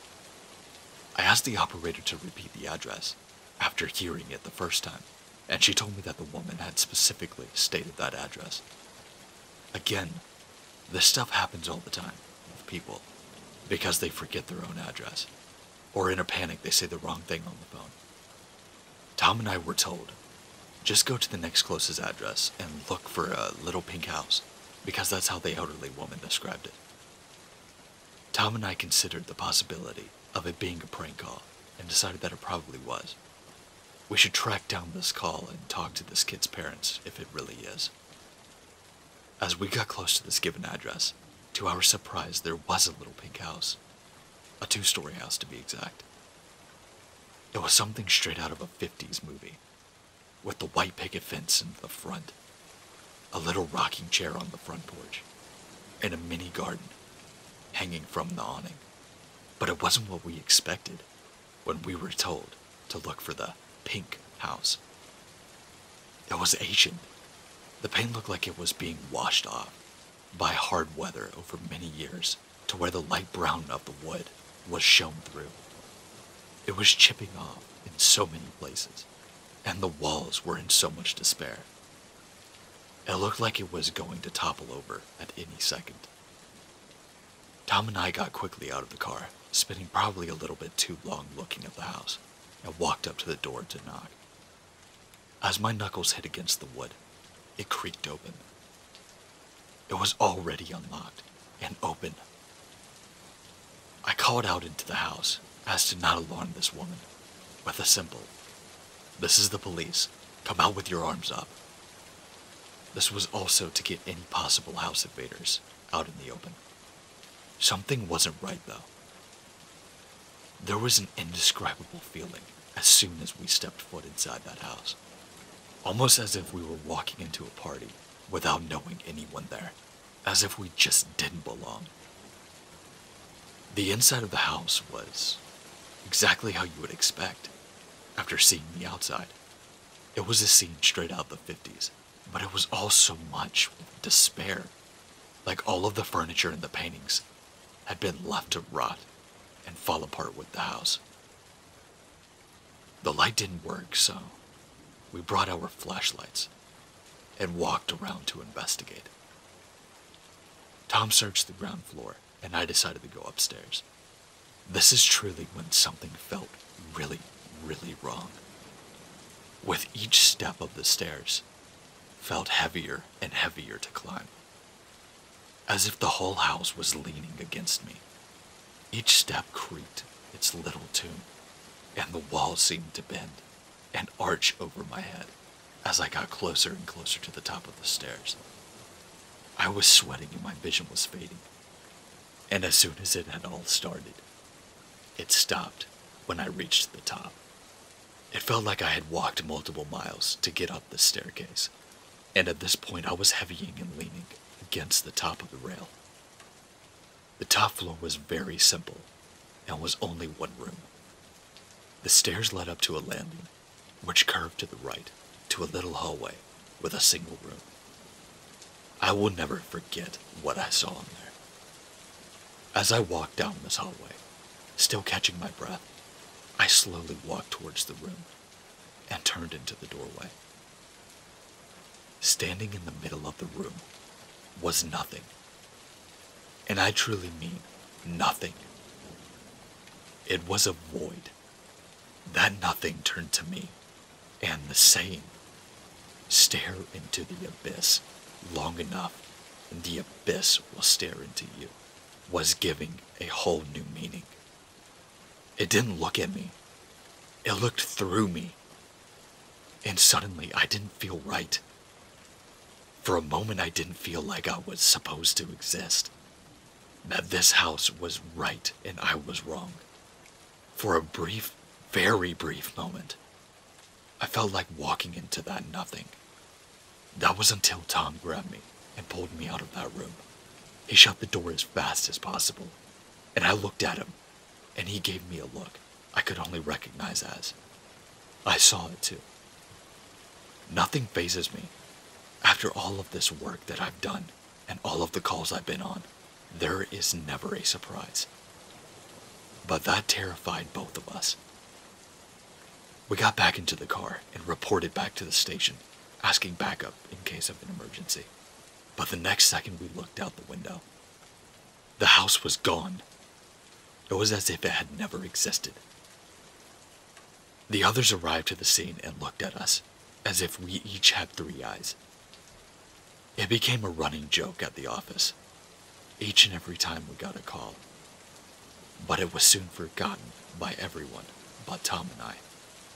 I don't care what the hell the report says. According to it, there was never an elderly woman, and there was never a pink house. But we know what we saw, and I believe someone is trying to cover it up. The little pink house is somewhere.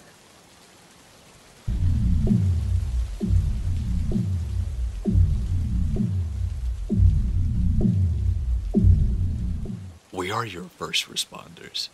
We are the lifeline you reach out to when you dial the phone. We are the voice of reasoning, the instructors, the therapists, the sympathizers. We are brothers, sisters, friends, and family. We are the voice you hear when you dial 911. I have worked dispatch for 6 years now, and I am a volunteer paramedic every other weekend. Linda and I have been here the longest, to be honest. This job takes its toll on you, and most people don't last more than a year. You must learn to turn off when you leave your shift. You have to learn to leave the heartbreak and anger at your desk when the day is done. You still have to go home to your own family, and you cannot take the darkness with you. I have heard every horror imaginable. I heard you scream for help. Your voice echoed against the wall of the bathroom where you had locked yourself away from your violent husband. I heard him beating on the door, his words slurred, and his anger growling and growing. I heard you call for her. You were pleading with her to wake up. I walked you through chest compressions, counting for you while you pound on her chest with as much strength as you could. You were only 11. I cried with you. I listened to you as you poured your heart out to me. A faceless voice on the other end of the line. He had abused you since you were 6. You did not deserve to feel this lost. You did not deserve to feel this alone. No one else knew your reasons, except for me. I told you I cared. I told you we could help you. You thanked me for listening. Paramedics arrived around 3 minutes after you jumped. You have to learn there is only so much that you can do. Without darkness, there is no light. There are candles in the dark. You only have to call. I worked the night shift and have for the past year and a half. The worst calls seem to come at night. I've heard them all. I've learned to leave these stories at my desk when I go home. However, some of those stories refuse to leave me. Her name was Emma, and her brother's name was David. Where we live, we are outside of the edges of Tornado Alley. In my 6 years, we have only had 3 that caused any true damage. The worst one was last year. I remember that night clear as a bell. There were 4 dispatchers on the floor. Me, Will, Donna, and Lily. I remember it was cool that evening. The Weather Channel stated that there were storms headed our way, and the possibility of tornadoes. To be prepared. The tornado hit ground at 11:34 p.m. that night. Her call came in at 11:27. City Dispatch, this is Tara. What is your emergency? Can you tell my mommy she needs to come home now? Her voice was small. She seemed too unsure of herself. My name is Tara. What's your name? Emma. She needs to come home now. David is crying. How old are you, Emma? Do you know your address? I'm 6. David is 4. He doesn't like all the noise. Can you tell her to come home now? Honey, I'm going to do everything that I can for you. What's your address? What is your mommy's name? Her name is Amy Parker.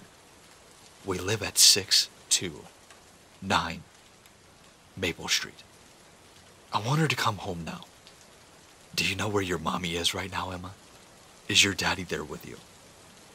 Daddy died last year. Mommy is with Daryl tonight.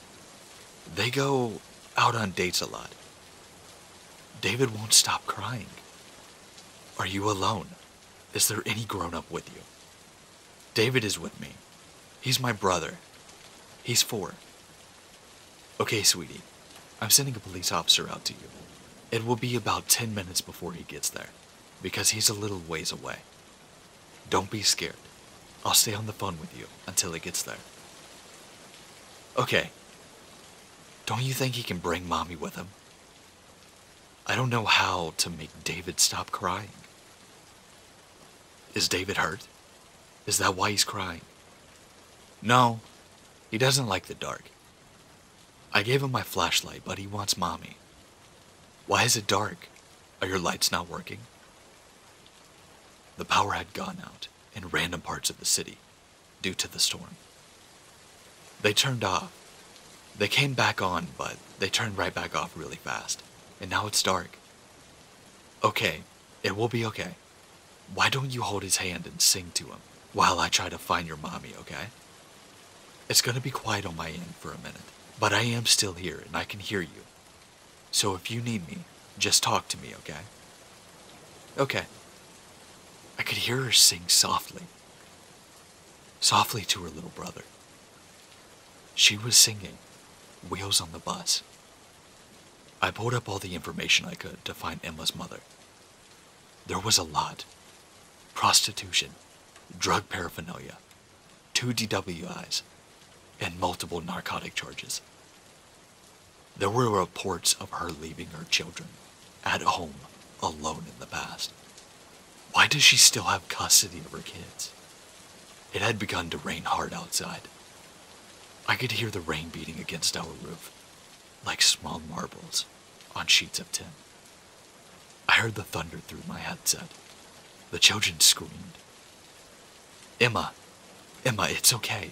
It's just thunder. Are you guys still inside? Yes, I don't like it. I want Mommy to come home. Did you find her? Not yet, sweetie. But we will. It's okay to be scared. I'm right here. We will find your Mommy. She seemed a bit relieved, but my heart broke for her. 6 years old and forced to sit out of this horrendous storm, alone with her little brother, while their mom was out doing God knows what. What is that noise? Is that the police officer? I checked my monitor. Officer Johnson was still about 5 minutes away. What noise? What does it sound like? It sounds like weir. Just as she had begun to explain what she had heard, my screen began to flash. Tornado warning. Officer Johnson called in. He could see the tornado. The strength of the wind had forced him off the road. He couldn't go any further. Emma, that sound means there's a tornado coming. I need you to hurry.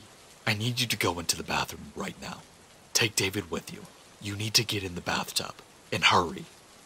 David, come here. Mommy will be here in a minute. We need to go to the bathroom. I heard her fumble with the phone as she pulled her brother into the bathroom. The phone won't reach the bathtub. It's okay, just set it down. I'll stay here. Hurry, get into the bathtub and lay down.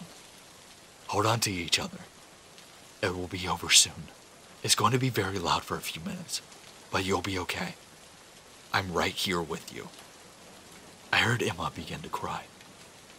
She was trying so desperately to be brave for her little brother. Her voice cracked as she comforted him. It's okay, David. They found Mommy. The police officer's bringing Mommy home. That was the moment that time stopped. Her comforting words to her brother turned to muffled screams. I could hear the tornado siren through the phone now. The only way I know how to describe what that sound was of a tornado is compared to a train. A train coming full speed at you from the sky. The window shattered. I could hear the slamming of doors, and the wind blew through their house. I heard the god-awful shriek as the house began to twist away from its foundation. I gasped. Tears were pouring freely from my eyes as I held my hands over my mouth. It sounded like an explosion. Shattering glass, the snapping of wooden beams, the crash of furniture, the sounds of a home disintegrating. I heard them scream for their Mommy one last time before the line went dead. Paramedics determined their death almost instantaneously. As I said before, I have learned to turn off the feelings and the emotion when I come to this job. But Emma and her baby brother struck a chord with me. Yes, it was heartbreaking that they died. But what's worse is they died alone.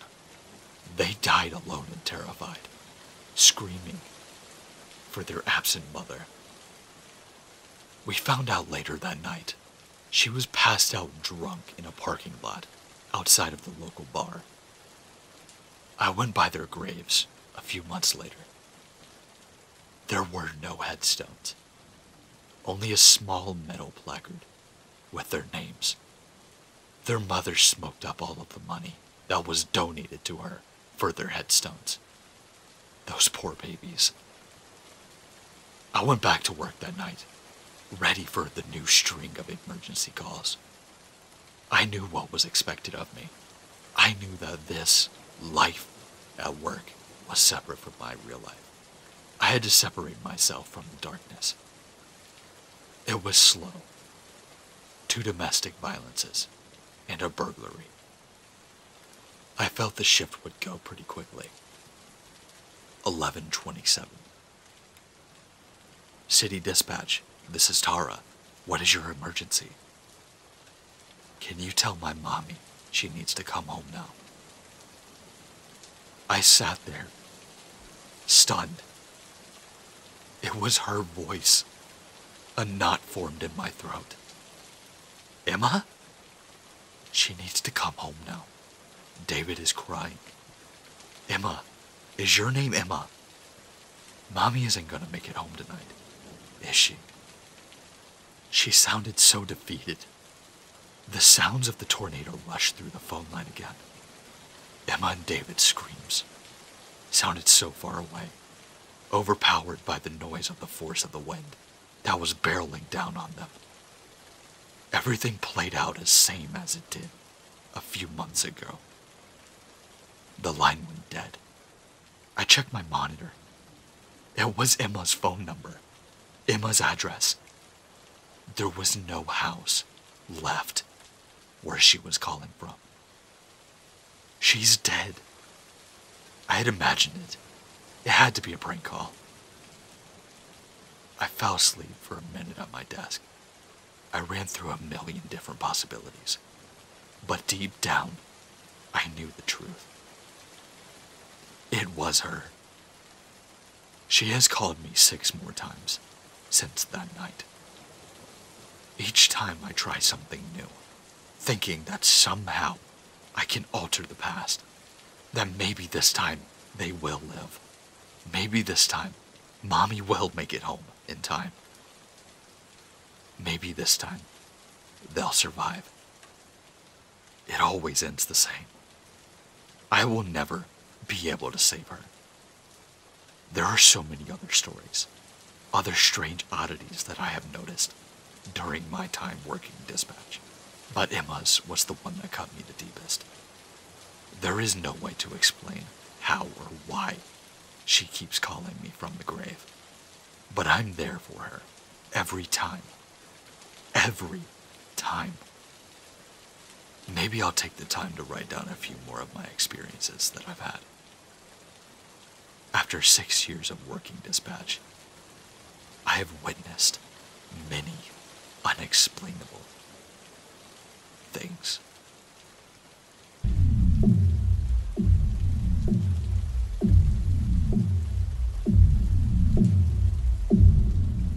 Last month, while helping my mom move, I came across some journals that my grandfather, Liam, had given her. She never read them and didn't care if I took a look. Over the course of 7 journals, I learned about how he met his wife, what my mom was like as a kid, and what life had been like at a different time. I'd known about most of the major events he described, different jobs and moving to different places, and the childhood death of my Uncle James. But then there were different type of journals that stood out. It was dedicated to his time working at the lighthouse from 1920 to 1922. I'd never known he worked at a lighthouse. His father had died while he was deployed during World War I, and he used his inheritance to move to Norway, where he found a job working at a lighthouse. Most of the entries from that time were pretty normal, documenting nice weather and personal thoughts, but some of them described some unusual things that I thought I might interest you with. For brevity's sake, some of his entries were 15 pages long. I'll be condensing his passages in my own words. January 12th, 1920. Liam had been at the lighthouse for about 2 weeks and had become fast friends with his coworker, Andrew. The two of them had found time for nightly card games and bonded over the same sense of WRY humor and the love of literature, which led to the nights spent borrowing many books. The two switched shifts every week, and Liam was on the night shift. It was around 1:30, and he had heard a woman screaming outside. He ran down and searched the shore for half an hour, but couldn't find her. Quote unquote, a wretched voice, cracked with pain and desolation, hung in my ears no matter how far I searched. Her cries were always as loud as the minute before, never getting farther or closer to me. He eventually went to wake up Andrew, who seemed unconcerned, and told him to ignore the sound. Liam brushed it off as a possible joke to scare the new guy. June 2nd, 1920. Liam was filling the lamp with kerosene and chatting with Andrew before getting into bed. He was about to head down when he heard a foghorn sounding off continuously. That meant a nearby ship was in trouble. Without hesitation, Liam went for the stairs, but Andrew pulled him back. He listened for a moment and quickly refused to go. Liam was absolutely infuriated.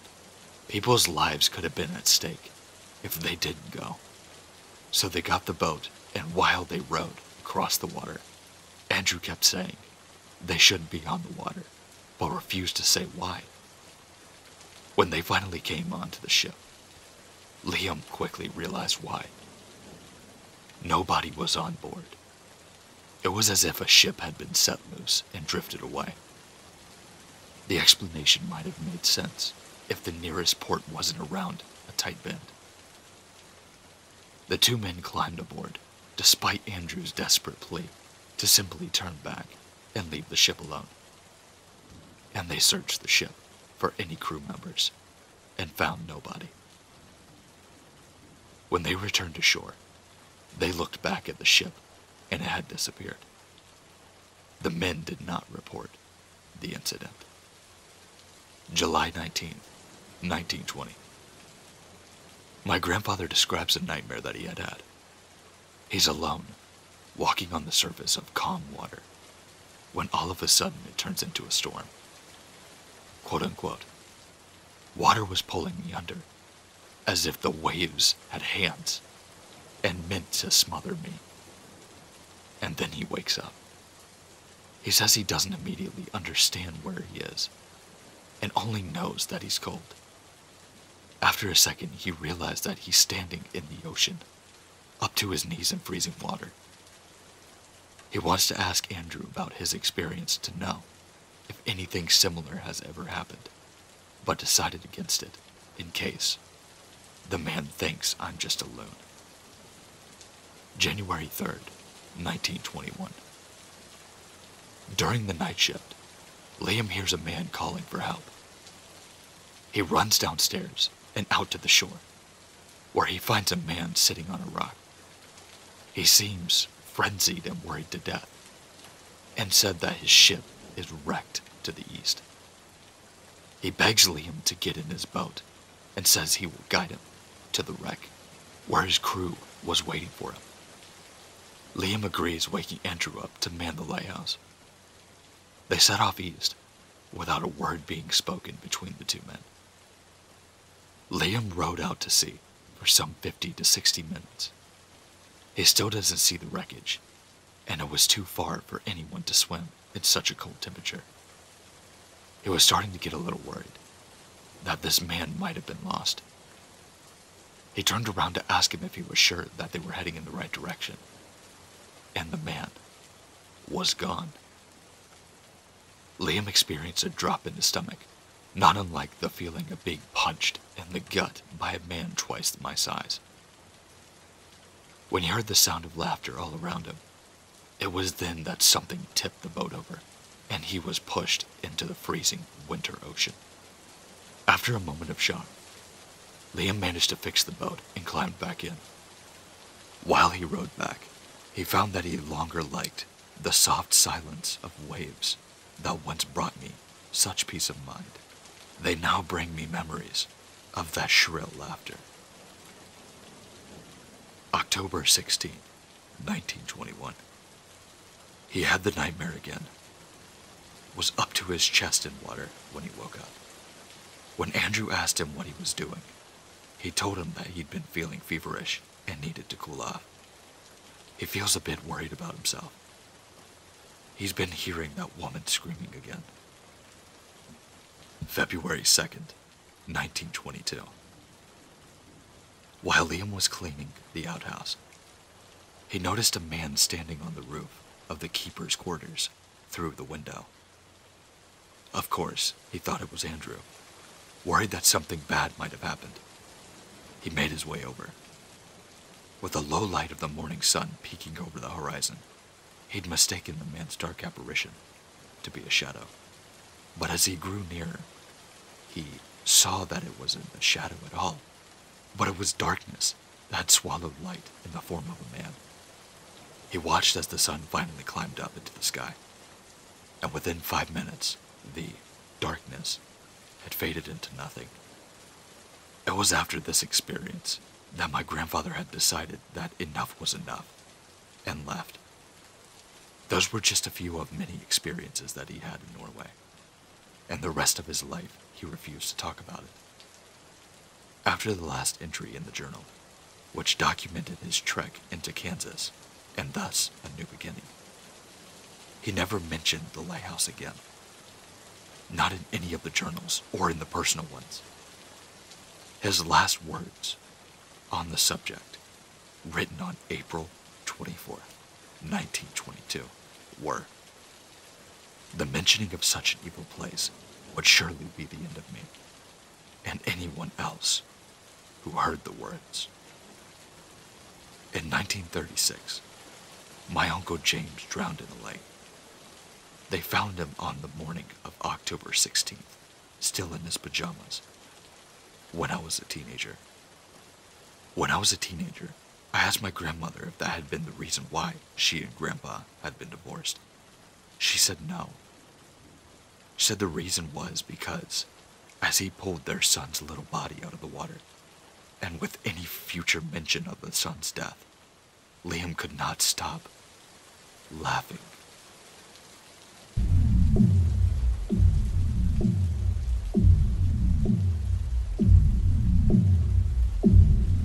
Cave diving is one of the most extreme, dangerous sports a person can partake in. It's a thrilling experience, that's for sure, but it comes with a cost. You need to be extremely qualified to cave dive.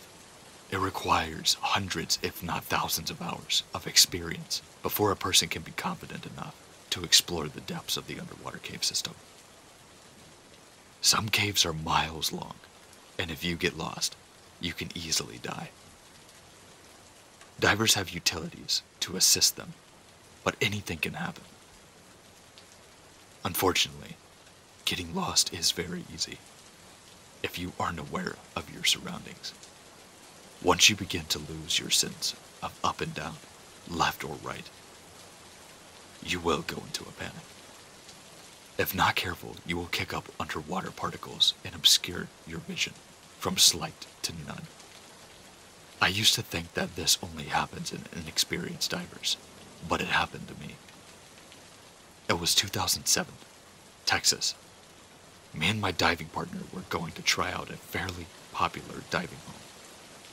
A pretty common spot for young adults and teenagers to hang out at. We had spent months preparing for this dive, and everything was set in place. When we arrived, there were at least a dozen young adults swimming in that pool. They were psyched that we were going to explore it.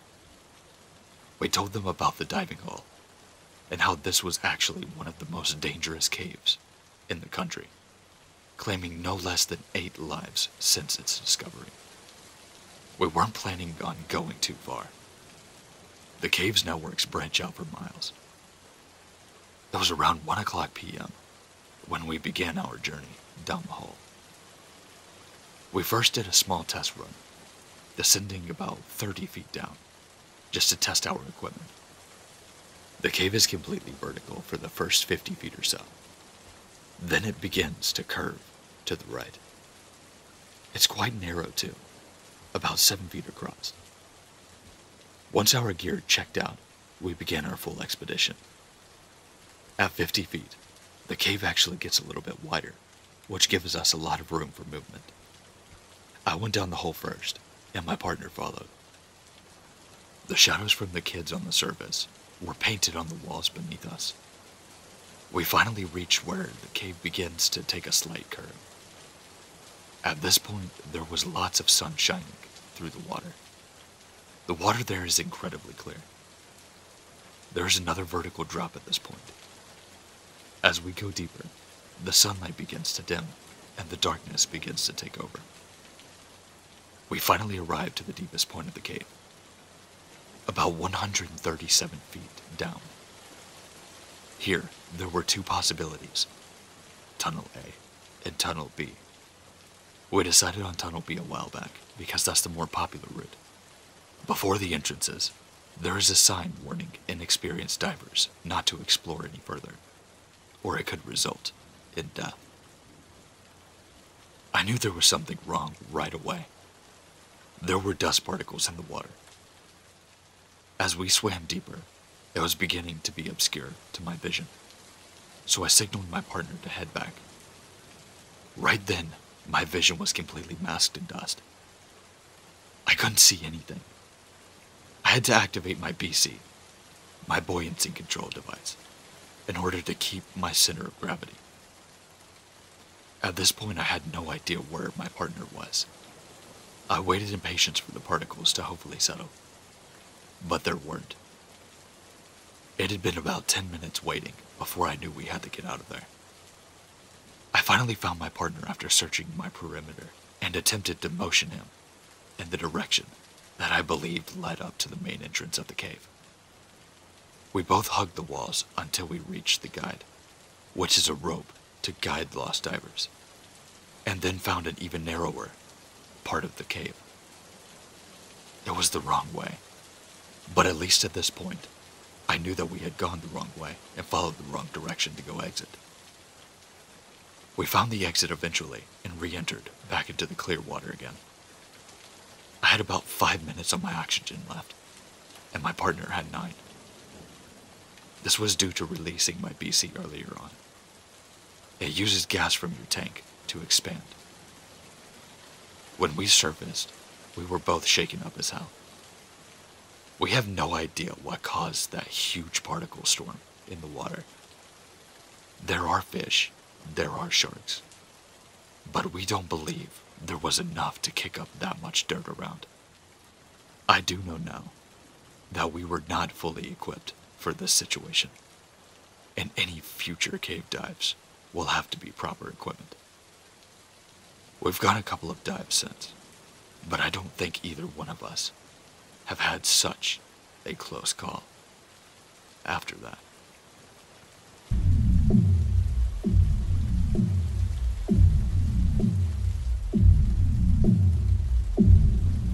I can't be very specific on the details due to the nature of my job, but I will try my best to communicate the story as best I can. I work in a cyber crimes division of a law enforcement agency. That's about as specific as I can get. And I want to clear here that most of these stories that you read about this dark web are outright fabrications. The tales of red rooms and stories of hiring hitmen is practically universally untrue. Most crimes take place on your normal, everyday web. One Tuesday afternoon, though, I got a call saying that there was a new case for me. Well, the officer on the other end of this call didn't seem to be too sure that it was a case for me, but wanted me to have a look anyway. I went down to talk to 2 young boys. Both of them were teenagers, likely still in high school. I was wondering what this was all even about, but one of them started blabbing about something that they got off the dark web. Apparently the 2 of them were doing a TikTok or YouTube challenge. I can't care to remember which one it was. But they were looking for things to buy off of the dark web. Again, honestly, there's very little actual shady activity that goes on the dark web, unless you want to buy drugs. So the 2 of them were mainly just disappointed, until they found the site that sold books. One of them which they apparently bought. I was then handed this book in question. I put on a pair of gloves and flipped through it. It was filled with photos of a young lady. Initially they were of her just smiling and in locations, such as that of a meadow or city square. Though as I went on, they became more provocative, for lack of a better term. She began wearing outfits like a maid uniform and a catgirl cosplay. And the last few photos were of her wearing nothing. "Is this all you wanted to show me?" I asked, wondering what all the fuss was about. It was then that I was handed a card, one that had come with the book, and it said, "Thank you for your purchase, dear customer. Inside you can find a treasure trove of photos of a young girl. Though that's not all that's special about this book. To make sure that this is truly one of a kind, we made sure that you could get the full experience. The book is bound with her skin, so feel free to gently caress the leather as you think of her. Again, thank you for your purchase." At this point, I should mention for those that might not be aware of what an anthropomorphic is. It's the name for a practice of binding book with human skin. I probably don't need to say, but it's definitely illegal. Even assuming that the skin was from a cadaver, you'd run into the law dealing with human remains. This card, though, from what was written on it, it was made to sound like the skin had been taken from this girl while she was alive. Well, either that or she had been killed and then skinned specifically to make this book.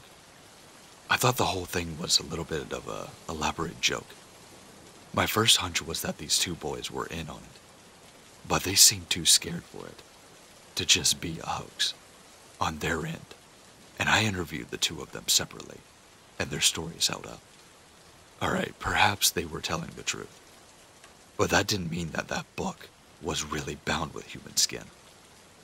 Even if it felt like leather, it was most likely just animal leather, and all of this added for flavor.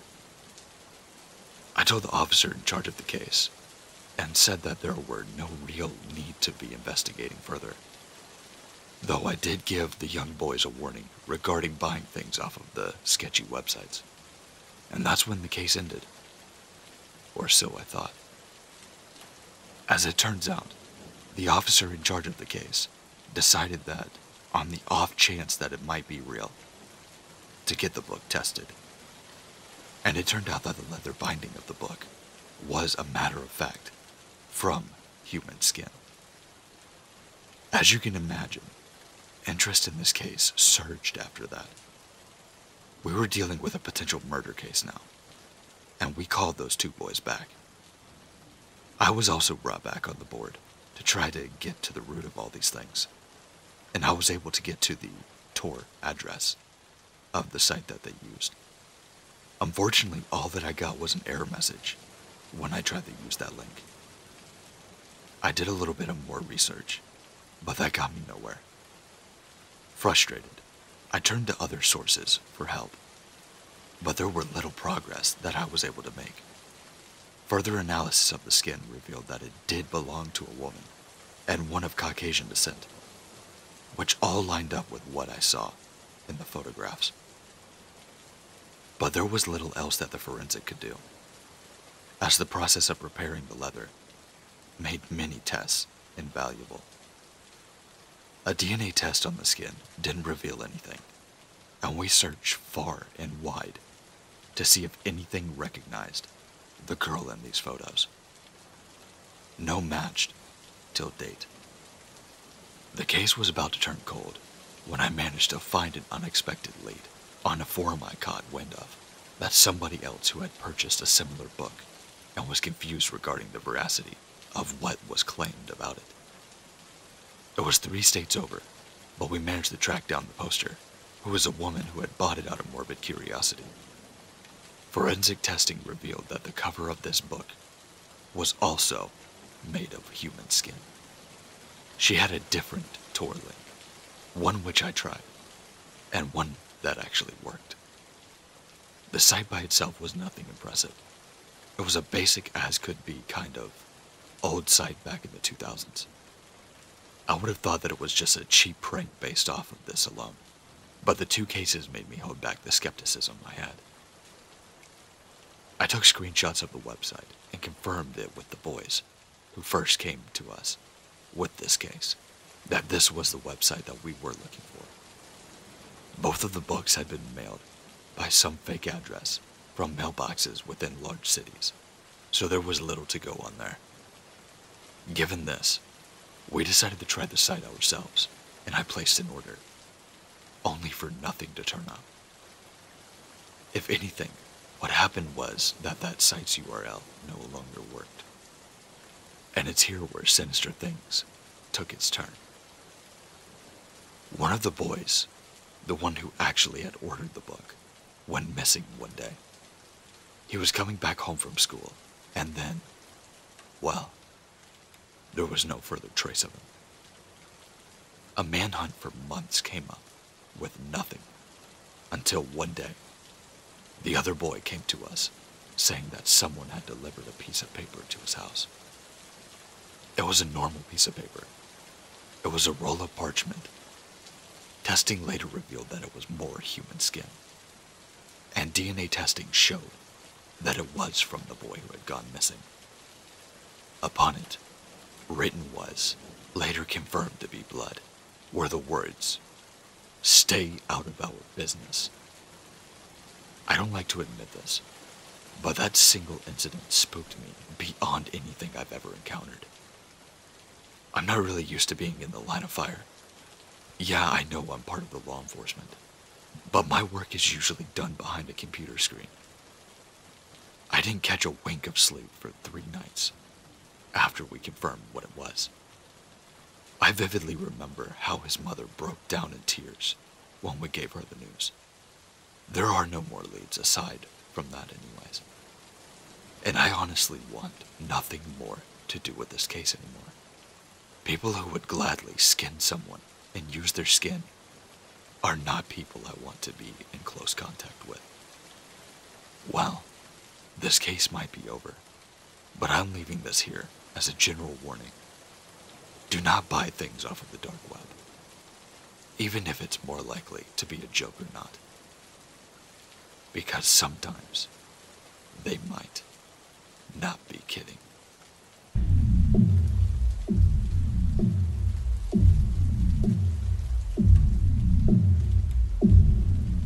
I'm still pretty jarred from this experience, but I figured it would be easier to share about it than keep dwelling on this.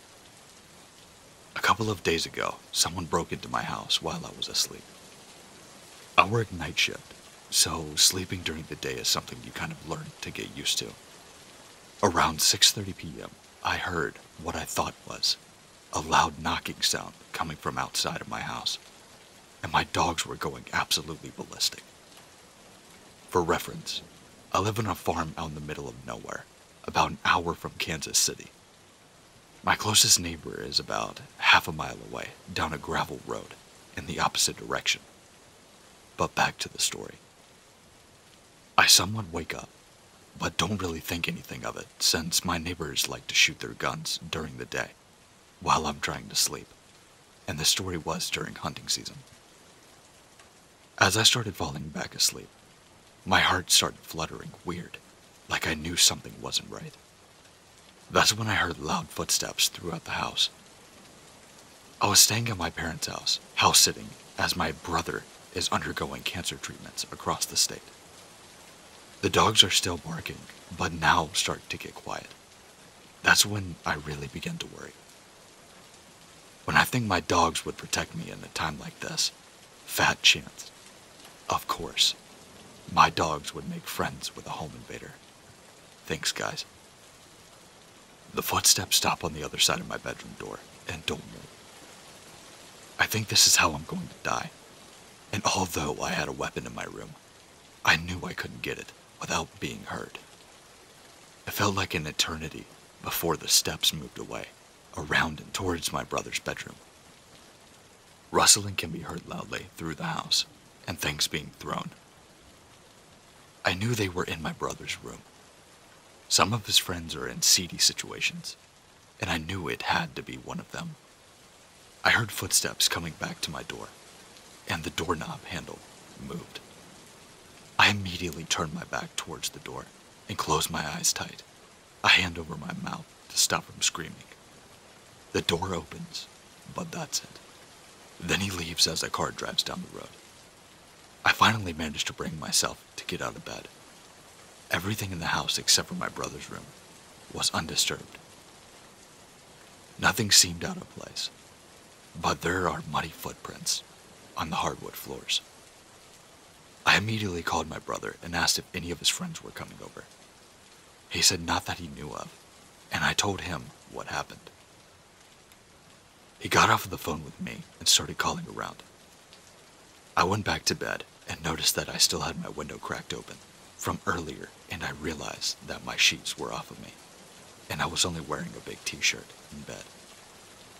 If it is who I think it was, this wasn't a random event. One of my brother's friends has always had his eyes on me, and the fact that he saw me sleeping in just a t-shirt makes me freak out. Whether or not he took something out of my brother's room, or knew that I was home alone sleeping before having to work later that night, I don't know. I'll post an update when I hear from my brother. You move out to the country to get away from all of the activity of the city life and let your guard down. That's when something like this happens. Sometimes country life isn't so safe after all. Update. Sorry y'all for a late update. It's been a crazy week, but thank you for bearing with me. My brother got back to me with some news I absolutely dreaded hearing. None of his friends said or claimed to have been at the house at the time of this incident, so now I'm even more afraid of who was at my home and what their intentions were. They could have been scoping out my house during the day, now that my county has decided to extend the gravel on my road that connects to the farming community I live near. I knew I should have gone with my first instinct and called the sheriff.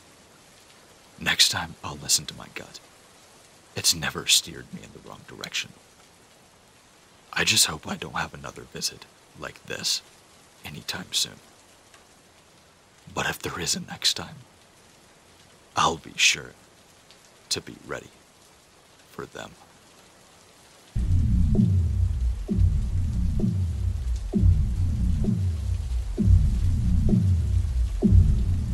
When I was 11, my grandma had a friend from work who always gave me weird vibes.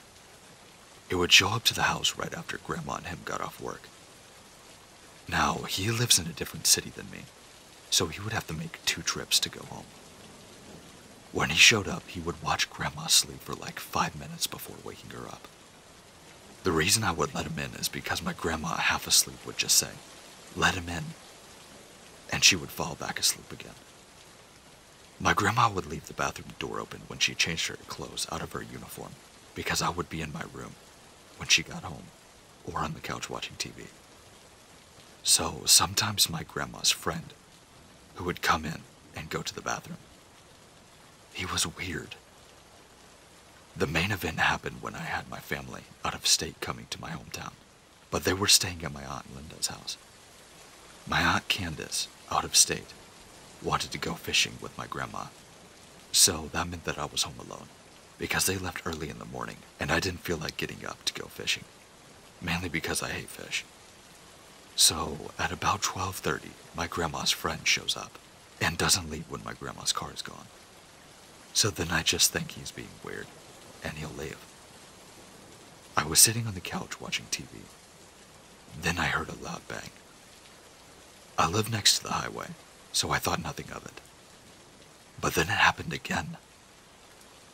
I see my dogs run to the laundry room, which leads to the basement and back door. I go outside to see what's happening, and I see the back door that's supposed to be nailed shut was wide open. Being a child, I started to run to the front yard. Then I see that my grandma's friend isn't in his car. I then call my cousin, and she and her kid, who is also my cousin, come over. They jump out of their car and run to the backyard. Now, it is important to know that my cousin, who is an adult, worked with my grandma. So when she goes to the backyard, she sees him just casually walking out of my house. She says, "George, why are you here?" He looks startled to see her. Then he says, "Oh, I just have to use the bathroom." which made no sense because of the other excuses he had used. Then my cousin followed my grandma's friend to his car. We looked at what he did. He took off the nails that had nailed the door shut, and he burst through the bottom panel to the second door open. I assumed that was the loud bang that I heard. Then he went up the stairs to go to the laundry room door. He tried to bust it down, so I think the second loud bang was that. When he was leaving, he was giving up or going to his car to get something to make it easier. So then I decided to call my grandma, and she went to my Aunt Linda's house, which is where I went after he broke into the house. She stopped being friends with him and never spoke to him again after this. My theories are the following. 1. He heard that I had family out of state and thought that I was with Grandma, so he thought no one would be home. 2. He broke in to steal pills from my grandma. 3.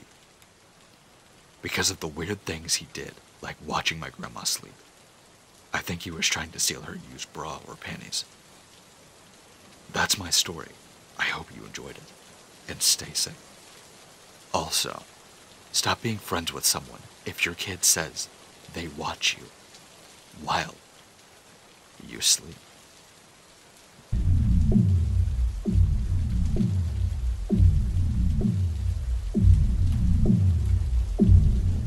Alright, let me set up the backstory first. The story takes place about 10 years ago, in 2008 or 2009 school year, and I was in the 7th grade. My family had moved to Indiana, into this newly built complex of houses. It was my mother, my 4 siblings, and I. Anyway, to the story. One day during the week, I was sick and I had to be picked up from school early. So, I was just laying in my room while my mom cleaned up around the house. When it came time to pick up my youngest brother up from preschool, my mom asked if I wanted to go with her, and I refused, not feeling up to the task.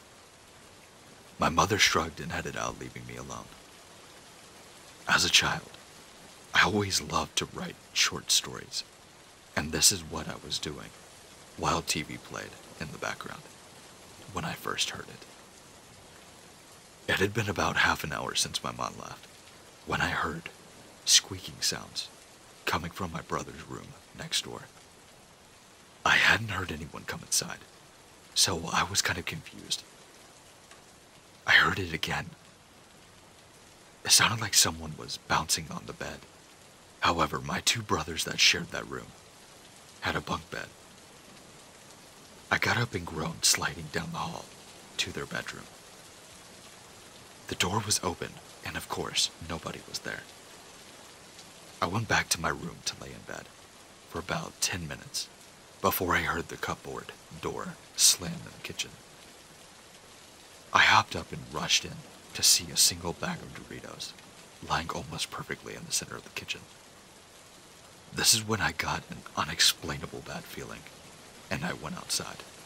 Even then, I was uncomfortable. I had to cross the street and sit on the curb until 2 of my siblings got off of the school bus before I could handle going back inside. This was not the only experience that I had in the house. Once my brother, mother, and I were up late watching TV, and for some reason, it kept turning down the volume to 0. And another time, I got up in the middle of the night just to go pee, and when returning to the room that I shared with one of my brothers, I saw a small female form at the foot of his bed, and I jumped from my bed to his to grab him, and the figure disappeared. As well as having many nightmares while we were there.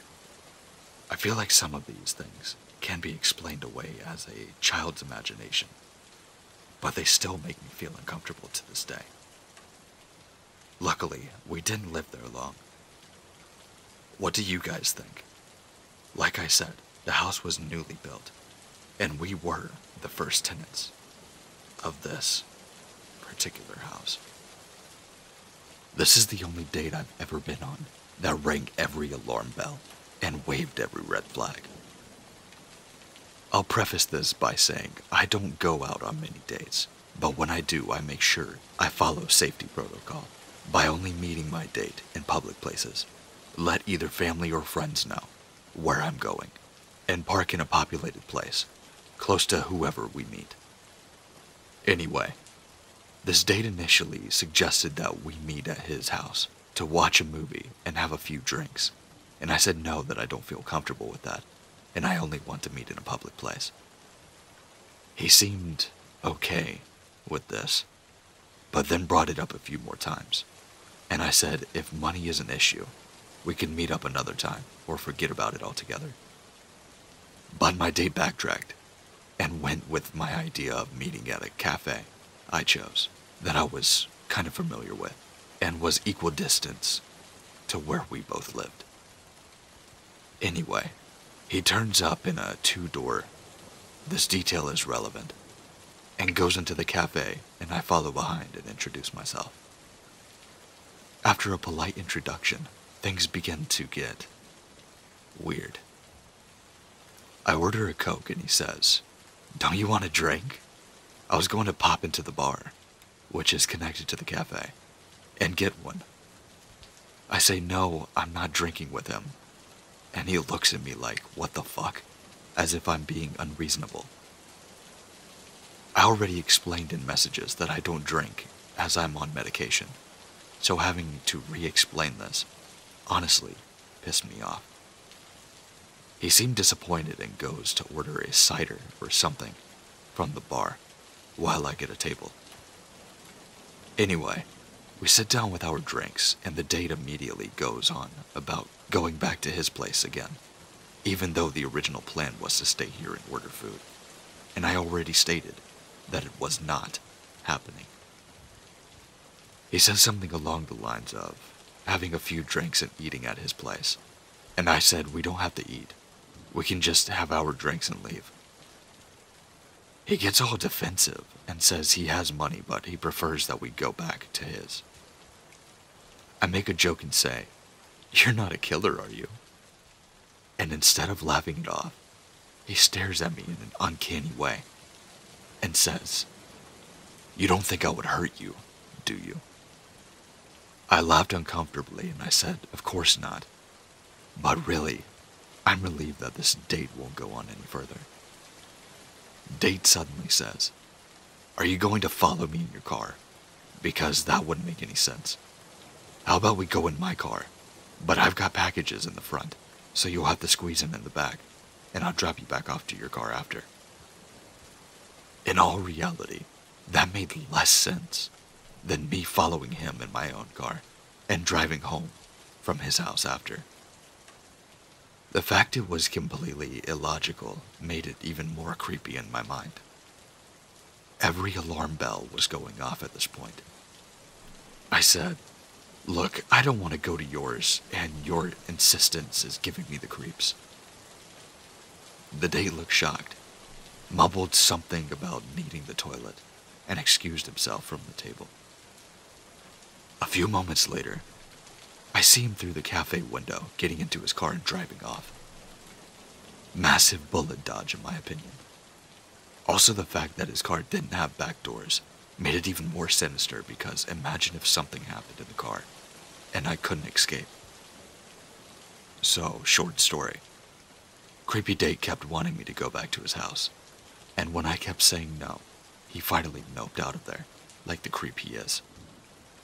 I did end up reporting him on that dating app.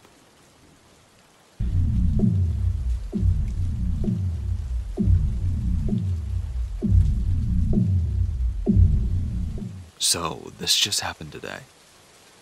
Against my better judgment at the beginning of the month, I got a Tinder. I matched with a few guys, etc. One of them is James. We ended up texting each other, and he seemed pretty chill and pretty into me. He's a decent-looking guy, and we seemed to click. He had apparently been in a relatively abused relationship with a woman, and he was looking to start over. According to him, she had hit him with a frying pan and a pepper spray. He kept going on about how crazy she was. Alright, it happens. We went out to the movies this past Friday, and I had a great time. We ended up talking for a few hours, and we hit it off pretty well. I asked about the ex because I was a bit curious as to why he'd stay with someone like that. He didn't say anything positive about her, just that she was crazy, had mental illness, and didn't take her meds, that kind of stuff. She had tried to baby trap him, but she had a miscarriage. He expressed relief that she didn't end up having the kid. He said that he felt obligated to be with her. Again, I get that. In all, I had a good time. This morning rolls around, and he tells me that he had hooked up with his ex last night, and that he was going to try to work things out with her. Mildly insulting that I lost out to an abusive chick, but whatever. I tell him it's cool. He then a few hours later texted me to say that she was crazy, and that he thought that she was changing, but she wasn't, blah blah. He kept asking if he could see me. He was being very, very pushy about it, and about wanting to see me today. He begged for 5 minutes of my time, so he could explain it to me. I politely told him that I didn't want to be involved with someone who was clearly hung up on his ex. This is where it got nuts. He admitted that he still was, but that he wanted to see me today, so I could meet her and she could determine if I was better for him than she was, and that she wanted him to be happy because he and I had a connection. I flipped after that. I told him the fact that he needed his ex to determine who was right for him was absolutely nuts, and that is not what love is, and that I won't be a part of it. His ex started texting me after that, and it was non-stop insults and incoherent shit that made no sense. She also dropped the bomb that she was his wife. I told her to fuck off, basically, and blocked the number. I went on to Tinder to message him, where I called him a piece of shit, and if he was intelligent, he should leave her and never message me again. He started harassing me with saying that I was miserable because they have a beautiful love, and all of this crazy shit. He then went to say, "My wife knows where you work. I hope she doesn't do anything rash." And I told him that if that was a threat, I would gladly go to the police. He then said that she's been in jail before. She's not afraid. And that she loves him so much, she'd fuck anyone up and risk jail for him. That she'd kill my friends if they tried to protect me. That she's armed and dangerous. I told him goodbye, reported him, and deleted my Tinder account. I did go to the police tonight, but since it wasn't a direct threat, they can't do much. The cop thinks that James was more or less a full piece of shit, and that he was full of shit, just trying to scare me, since some people love getting off on that shit. He said that I did the right thing by blocking him and reporting him, and said that I should just keep an eye open and alert people at my job. Scary thing is, James seemed perfectly normal, but he lied about being married, how he felt towards his wife, and flipped like a switch. His excuse for not being upfront about being married was that they were going to get a divorce. He seemed so docile and unassuming, and the hatred and aggressiveness was just insane. I have to honestly wonder what would have happened if I had gone to that talk for 5 minutes. I'm kind of concerned since they do know where I work. But if either one of them try anything, then the cops will actually nail them. What a weekend.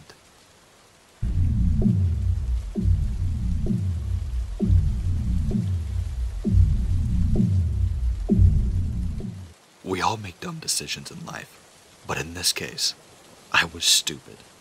Very stupid. I arranged to meet a guy off Tinder, but because of my heightened anxiety about driving, I arranged him to pick me up outside of my place. I had been talking to him for a few weeks, at least, but that is not redeemable, and I know that. The choice I made this day could have ended me, but thankfully, I'm still around to tell the tale. The guy picked me up in his car and told me that he had planned to take us out for sushi. I love sushi, so I thought, great, right? No. He put in the name of the restaurant into his GPS, and we were off, making pleasant conversation on the way, until I started seeing the woods. When I looked out of my window, I felt very confused. We were supposed to be going into town, not in the wilderness in the middle of nowhere. Fear hit me hard then. He said, I swear the GPS is taking me through here. I didn't choose this path. Please just get us back to civilization, I said. My eyes were wide, and I must have looked like a deer in headlights. His face was really apprehensive, so he must have known that I was scared completely shitless. Oh my God, I thought to myself. I should have just conquered my anxiety about driving and met him somewhere public. Or better yet, not met this guy at all. What the fuck was I thinking? I'm going to get murdered here in the woods. I tried checking my phone to see if I could assist him with the GPS, and that's when he had those spine-chilling words. There's no signal out here. I just remember thinking to myself, try to look calm. Don't let him think that you suspect what he's onto. But man, did I feel terrified. The tips of my fingers were cold, while I was simultaneously sweating. If he was going to kill me, part of me wanted him to get it over with, so I wouldn't be left with anticipation. His forehead was perspiring. He kept saying, I swear I'm not doing this. I'm trying to get us back to the route to the sushi place.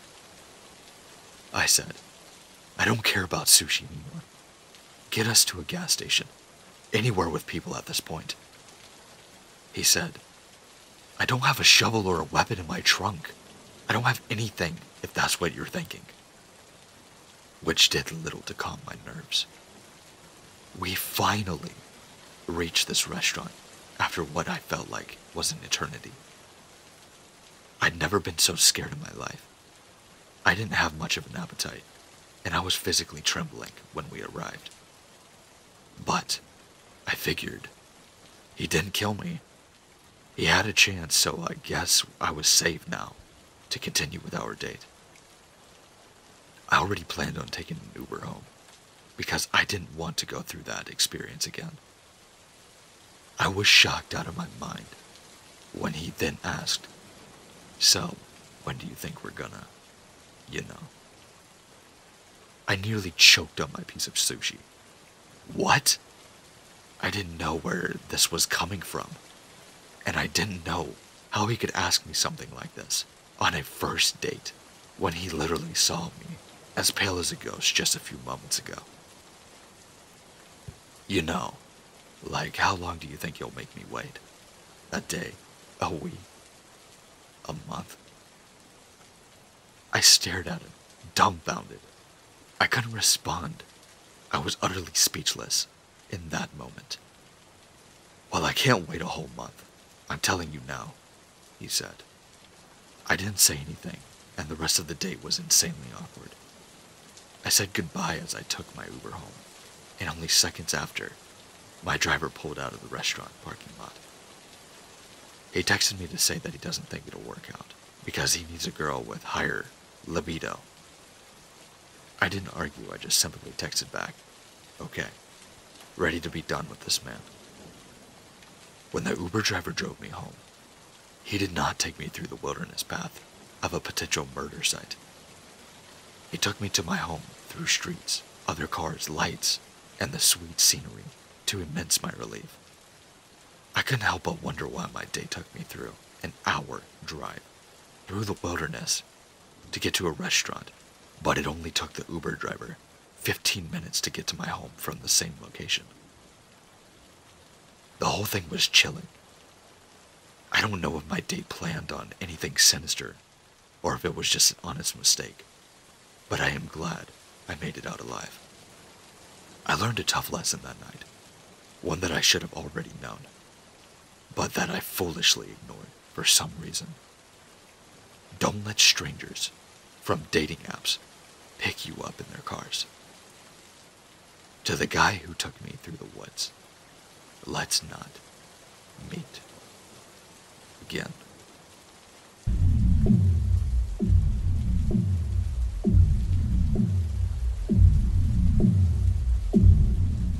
Thanks for watching. I really hope you enjoyed it. Make sure to let me know down in the comments. Make sure to like, comment, and if you're new to this channel and you liked what you heard, make sure to subscribe. We're doing nothing but growing. I've got a lot of content and a lot more coming. I feel like you guys probably are tired of hearing that by now, but it's always coming. But make sure to check out the links in the description as well, like my Twitter, Instagram, and my Gmail if you would like to submit a story. Maybe you have a dating app horror story that I would gladly love to tell on this channel. And also, if you haven't yet, make sure to go check out the channel members stuff. I've got a video out right now and a couple more coming very soon. So, just know that. But other than that, stay safe, stay scary, and I'll see you in the next one.